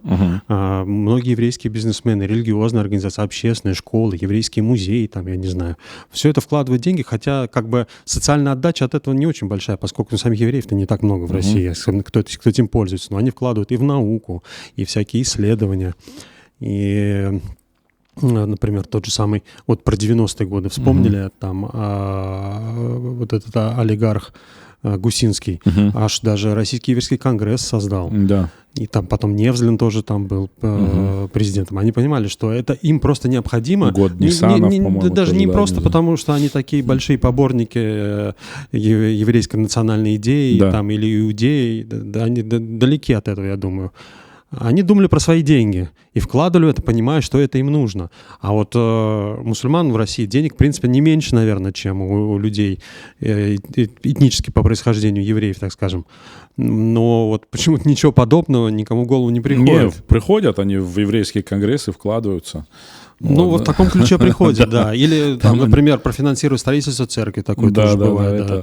А вот что касается своих мусульман, ну, как бы это зачем это? Кому это надо вообще? Это все опасно, вредно и вообще само по себе будет существовать. Я думаю, еврейское сообщество какими-то технологиями, они, в принципе, мне они тоже понятны, эти технологии, они сугубо религиозные, которые потом уже трансформировались в какую-то норму, которая работает и в отношении нерелигиозного человека, светского еврея, скажем, но они все-таки, мне кажется, удалось им утвердить норму, что каждый еврей должен своему народу. Что каждый еврей должен своему народу. И я не знаю, может быть, там дополнительные какие-то тоже есть приемы, как в преступных общаках, что за это еще и могут наказать, да, если человек не делится. Не знаю, наказывают ли у них или нет, или это просто на национальной сознательности. Понимают ценность вот этой вот консолидации, вот поддержки друг друга. Постфактум уже, да, сейчас уже как всем понятно. Как это можно монетизировать, вот эту вот национальную идею, именно. Как это можно монетизировать, вот как бы первый бенефициар монетизации — это бизнес. Вот в нашей среде мусульманской пока вот, к сожалению, ничего близко не... Ну так, ситуативно, как-то стихийно что-то рождается, но очень быстро потухает тоже. Ну, я же говорю, мы в этом смысле, наверное, незрелое общество еще. Мы не доросли. Мы не доросли до того, что я что-то должен. Даже я вот в большом мусульманском мире, когда смотрю, больше меценаты жертвуют, исходя из того, что я себе что-то должен. Ну, например, умирая, заложить какой-то вакф, пожертвовать деньги на строительство там, мечети. Да? То есть человек это думает о себе и косвенно об умме. А вот когда ты думаешь чисто об умме, и не просто вот моя судьба, это вот мой аджр, и как бы я вот сейчас вот, на мой взгляд, наиболее вероятные вещи сделаю. Вот мечеть, Аллах обещал, Пророк сам обещал дом в раю, и я вот сейчас мечеть построю, и мне уже не важно, здесь нужна вообще мечеть, не нужна, достаточно их, нет. Это вот такой, в хорошем смысле, эгоизм, да, такой.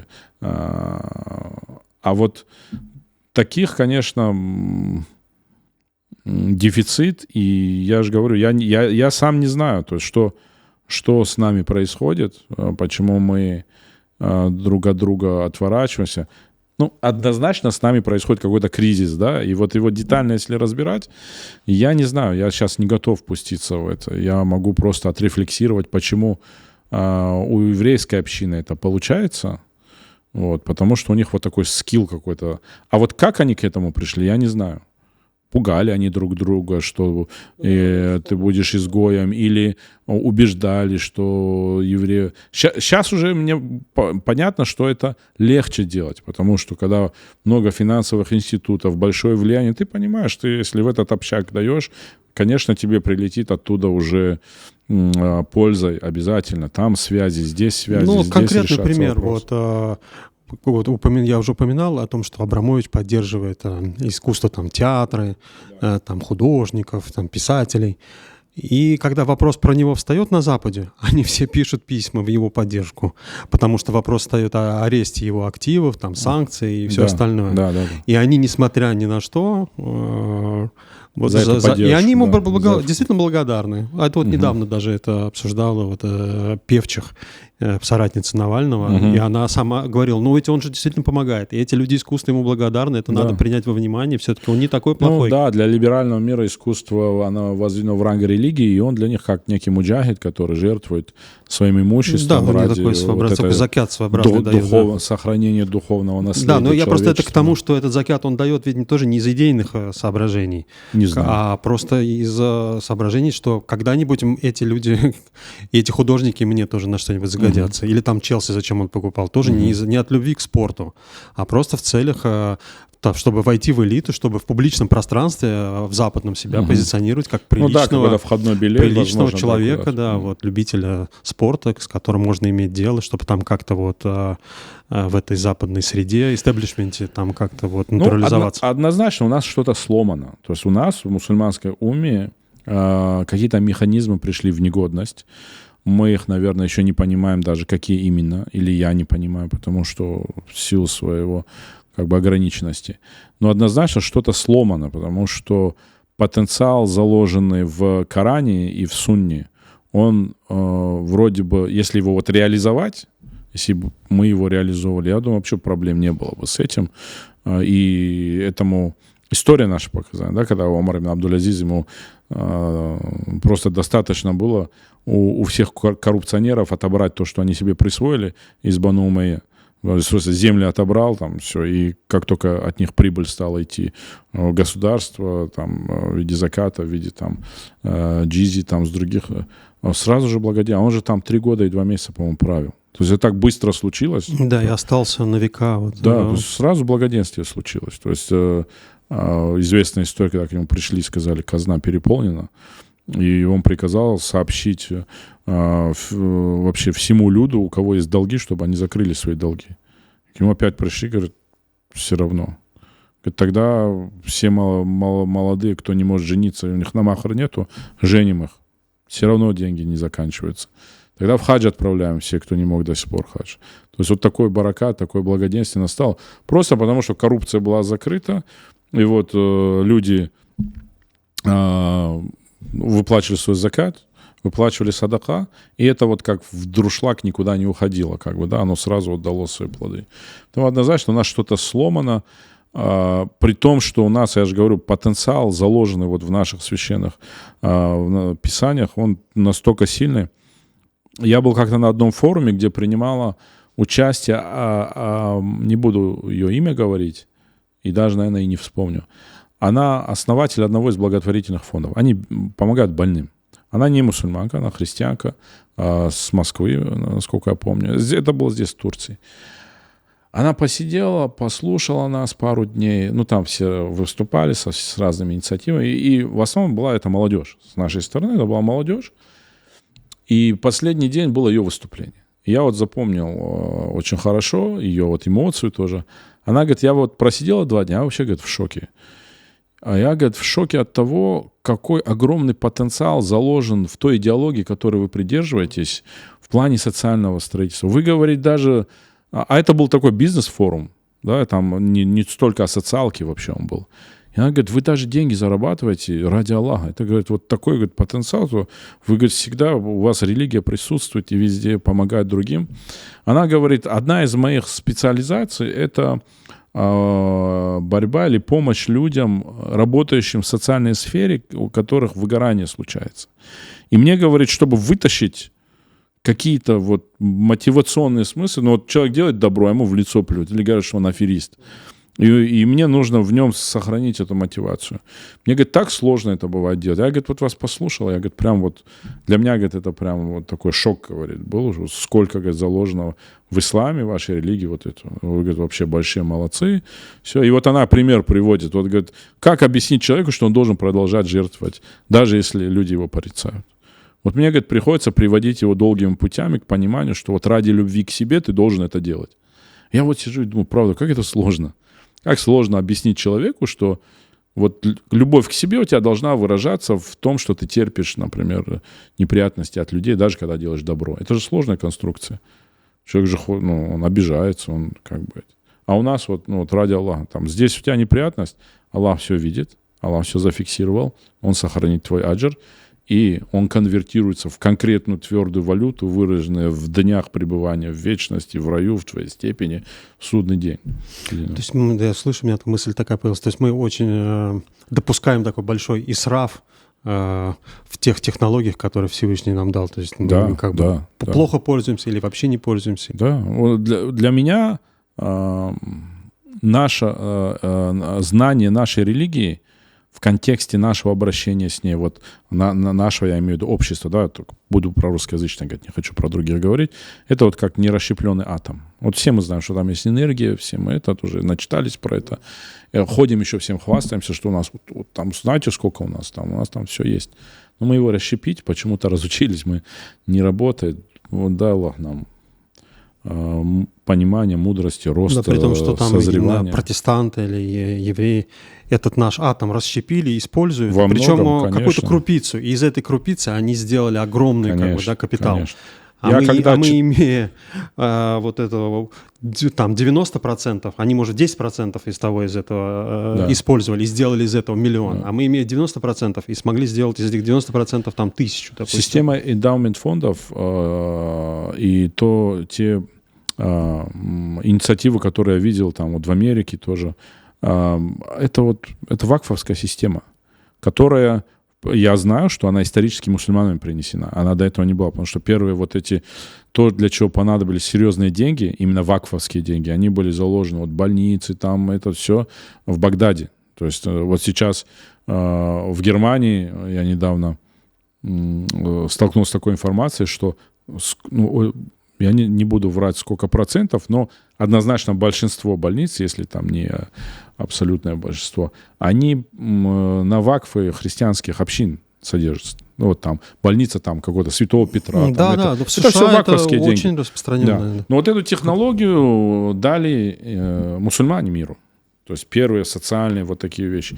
И получается, что Запад у нас их взял, наворотил, улучшил, отточил, и прекрасно всем этим пользуются, а мы говорим, у нас вот раньше было круче. Окей, да. А почему вот просто не взять? Потому что испанцы же тоже, когда, скажем, европейцы, когда в Андалусии брали знания, они вряд ли, наверное, признавали, что мусульмане, первоначальники этих знаний, вот они принесли. Они тоже, наверное, у них было, это вот старая наша, греческая, там вот цивилизация, римская, но им не мешало то, что мусульмане же во многой мере почерпнули оттуда тоже и улучшили. И им не мешало в тот период взять и перенять у них. То есть вот они улучшили, модернизировали, европейцы взяли, дальше понесли. А мы вот, чтобы сделать то, как европейцы, нам почему-то вот что-то мешает. Либо мы становимся европейцами, отходим от ислама, и вот у нас такая сакрализация, и мы вот Запад, все, мы там прям в восторге от них, и уже об исламе своем слышать не хотим. Часто с братьями, которые в Европу уезжают, такое случается, некое такое отвращение к мусульманскому сообществу, там, потому что вот они вот в такой мир попали. А другая крайность, это вот, как это, знаешь, этот высокомерный бедняк, который порицается в хадисе. Да. Пусть я такой бедный, неграмотный, зато я такой правильный. А ты знаешь, у меня в Коране вообще ты там... Да. Вот у меня вот такое есть. Там. Ну, вот два момента просто вспомнил по поводу вот вакфов. По сути, вот католическая церковь, она сейчас и существует за счет вот этой системы вакфов. Всемирная огромная католическая церковь там, с миллиардом последователей. Это главный владелец недвижимости на планете Земля. Конечно, да. И он, по сути, она бы за это Я недавно где-то читал, не знаю, насколько это конспирологически, сколько на Земле они владеют, сколько землей, сколько процентами там.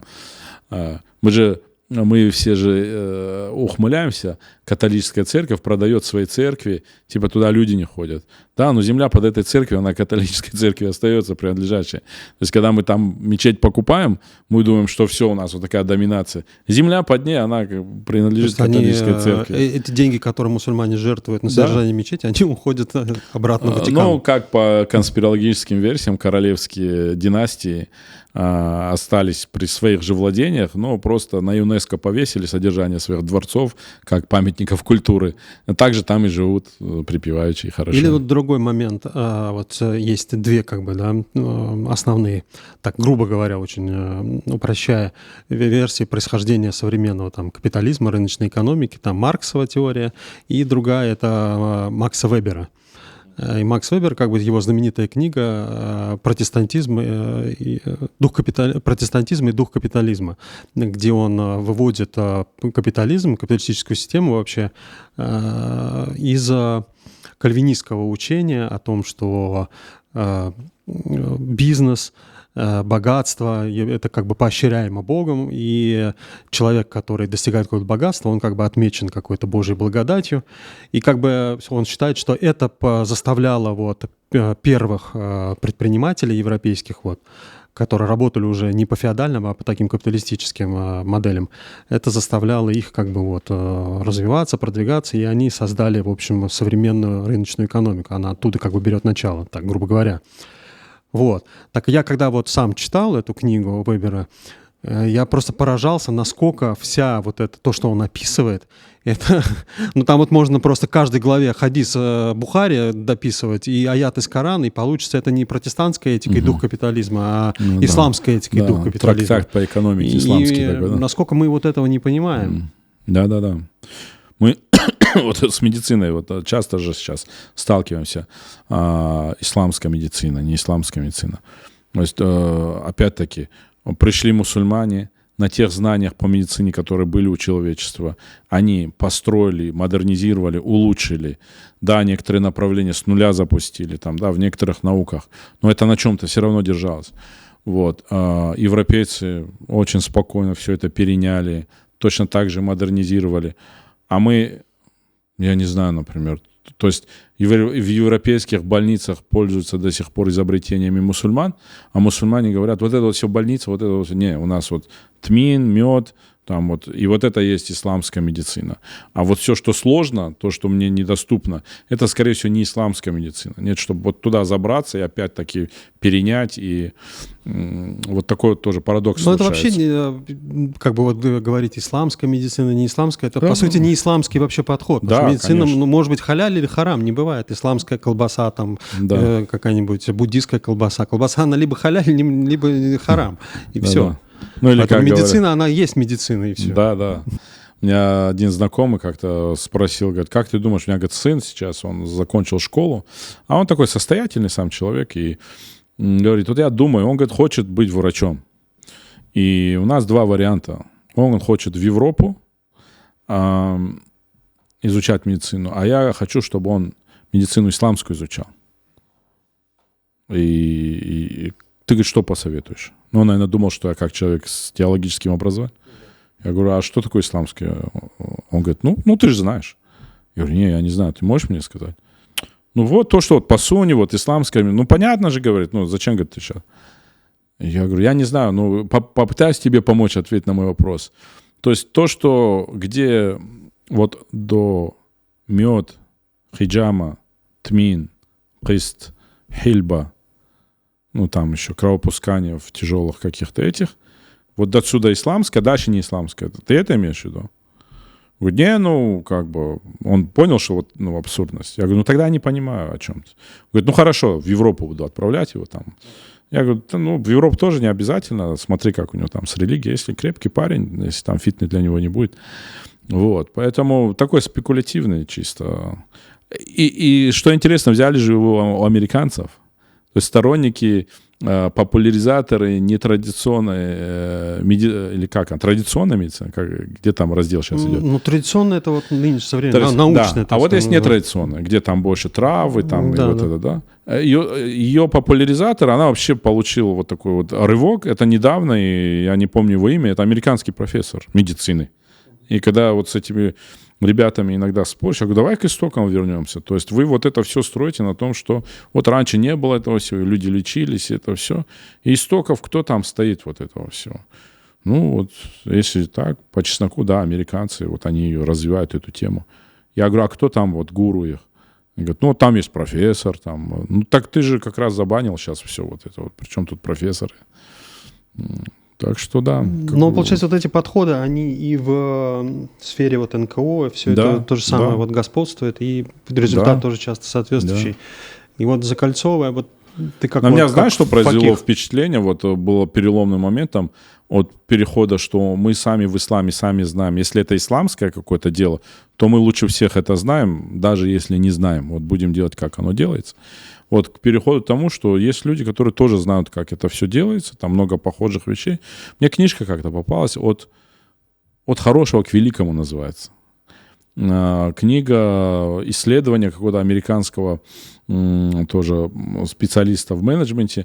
Он вот такой исследовал. Там 3 профессора, вот он один из них, они собрались и решили написать исследование на предмет поиска причин, как компании крутые становятся компаниями великими. И у них свое определение этого. То есть это та, которая вышла в лидеры, продержалась 15 лет и сохраняла свое лидерство и росла.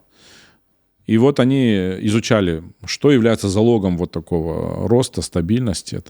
И там одна из 5 составляющих, она вот в человеке, руководители. То есть они когда... И они тоже там, они 1000 интервью провели, и все. И вот они, когда описывают руководителя вот таких компаний, они очень много вещей, его характерных качеств, они вообще в области добродетелей, которые поощряются исламом. Именно вот характер человека, количество времени, которое он уделяет семье. То есть там все было наоборот, как я представлял. То есть для меня руководитель крупной корпорации, такой жесткач, который там все, он с утра раньше всех на работе, позже всех уходит, всех гоняет, всех увольняет. Вот, а там оказалось очень-очень приближено к образу именно моральному пророка, саллаллаху алейхи вассалям, что это люди чуткие, заботящиеся о других, те, для которых семейная принадлежность клановая чужда, они спокойно ради бизнеса, они могут увольнять там своих людей, да, то есть нету вот такое сектантства. Вот. Люди, которые семье много уделяют времени. И вот такое описание. И потом я обратил внимание на другие 4 составляющие. И я увидел, что я ничего противоречивого исламу там не увидел. Более того, как ты говоришь, у меня всплывают аяты, хадисы в подтверждение вот этого положения, того положения, третьего положения. И вот так уже закольцовывая, вот может быть тоже дополнительный такой какой-то момент кому-то покажется тоже важным. Вот ты говорил, есть 3 сферы, да? Там государственная, коммерческая и вот такая некоммерческая. Вот если государственная, бизнес, это такой получается, вот это фард кифая, да, ну вот для мусульман иметь некий вот порядок, который обеспечивает какая-то государственная система управления. Есть бизнес тоже для того, чтобы экономика, чтобы люди как бы кушать могли. Но получается тогда 3-я составляющая — это тоже фард кифая. Кто-то обязан тогда этим заниматься, и кто-то должен это поддерживать, и кто-то должен этим пользоваться. Конечно, я простой пример приведу.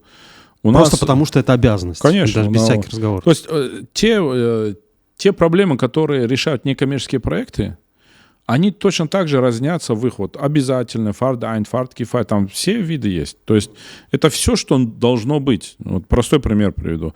У нас во дворе, скажем, бегает 10 детишек. Некий социальный предприниматель, у него идея появляется. Эти дети, никто не умеет Коран читать. Вот тут вопрос, вот, они должны или нет, да? Вот, в общем, в уме есть фардуль кифая, чтобы это. Плюс для них это еще полезно. Плюс это обязательно, чтобы они намаз могли делать, да? Как минимум фатиху знать. И вот он задумывает вот такой проект. Вот. Надо их научить Корану. Что для этого нужно? Так, нужно нам в нашем дворе найти квартиру и снять ее, чтобы они туда приходили, помещение. Нужно найти учителя, который нужно обеспечить техническую чистоту и так далее. Нужно юридически это присадить на что-то, какое-то НКО или что это будет, потому что государство за этим блюдет и спросит, почему здесь люди собираются. И вот сразу много... Вот этот предприниматель, тот, который вот эту конфигурацию решает, и главный вопрос у него, где найти на это все средства. Он ищет меценатов, это называется фандрайзинг. Вот. И они запускают вот такой проект, который, его цель — научить 100% детей в этом дворе читать Коран, по минимуму. Вот. И вот эффективность — это уже как мерится. Вот это вот и есть социальное предпринимательство. И вот относительно Корана должны дети, конечно, должны знать Коран дети, да. Вот, то есть это не такие игрушки, там, это все любое социальное предпринимательство любое ориентировано либо на обязательные вещи, которые должны быть у нас в обществе, либо на желательные вещи, которые должны быть у нас в обществе. Но они должны быть образование, накормленные дети, сироты, вдовы обеспечены. Все это государство этим делом заниматься не будет в полной мере, а бизнес занимается другим. И вот излишки бизнеса, нужно это научиться. Вот фандрайзинг — это относительно бизнеса. Вот, фандрайзеры должны научиться убеждать, да, мотивировать бизнесменов жертвовать на это. Прошу тогда вас комментировать, но обращать внимание, что у нас есть 4 принципа, по которым мы отсеиваем и баним и реагируем на комментарии. Мы приветствуем критику, даже критику жесткую, но в рамках вот этих 4 моментов, я еще раз их напомню, это в первую очередь это богохульство, мы жестко это удаляем, это матюгальники, мат, оскорбление других участников и такфиры, тоже туда же отправляются в том же направлении. Извиняюсь за тавтологию. И прошу тех, кто не подписался, еще подписываться, использовать VPN для монетизации, для нашего фандрайзинга, о котором мы сегодня говорили. Не сочтите уже за нескромность. Ставить лайки, дизлайки. Ну, еще раз это комментировать. Ассаламу алейкум ва рахматуллахи ва баракату. Я со своей стороны тоже хотел бы по стопам комментариев и отзывов, которые мы увидели за первые несколько наших выпусков, сказать нашим зрителям, что напомнить хотел бы, что смысл вообще этой программы и сама затея была в том, чтобы говорить, показывать разные грани, разные мнения, разные позиции, которые существуют в нашем внутримусульманском обществе.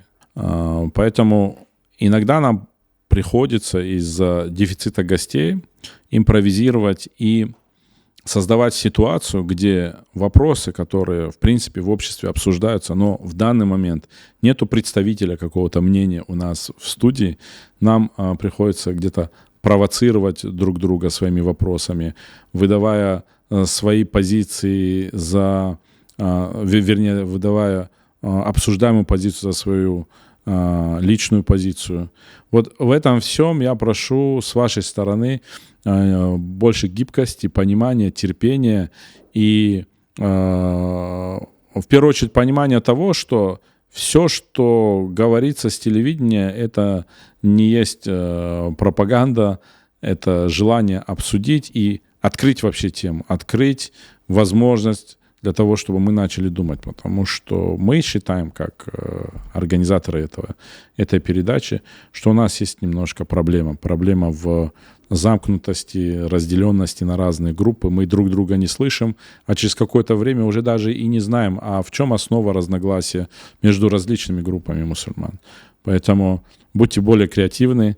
Не всегда мнение, звучащее здесь, соответствует мнению редакции и команды этой передачи. Вот. Ну и будьте вежливее, конечно же. Будьте вежливее, учтивее. Мы все мусульмане, альхамдулилля. Ассаламу алейкум ва рахматуллахи ва баракату.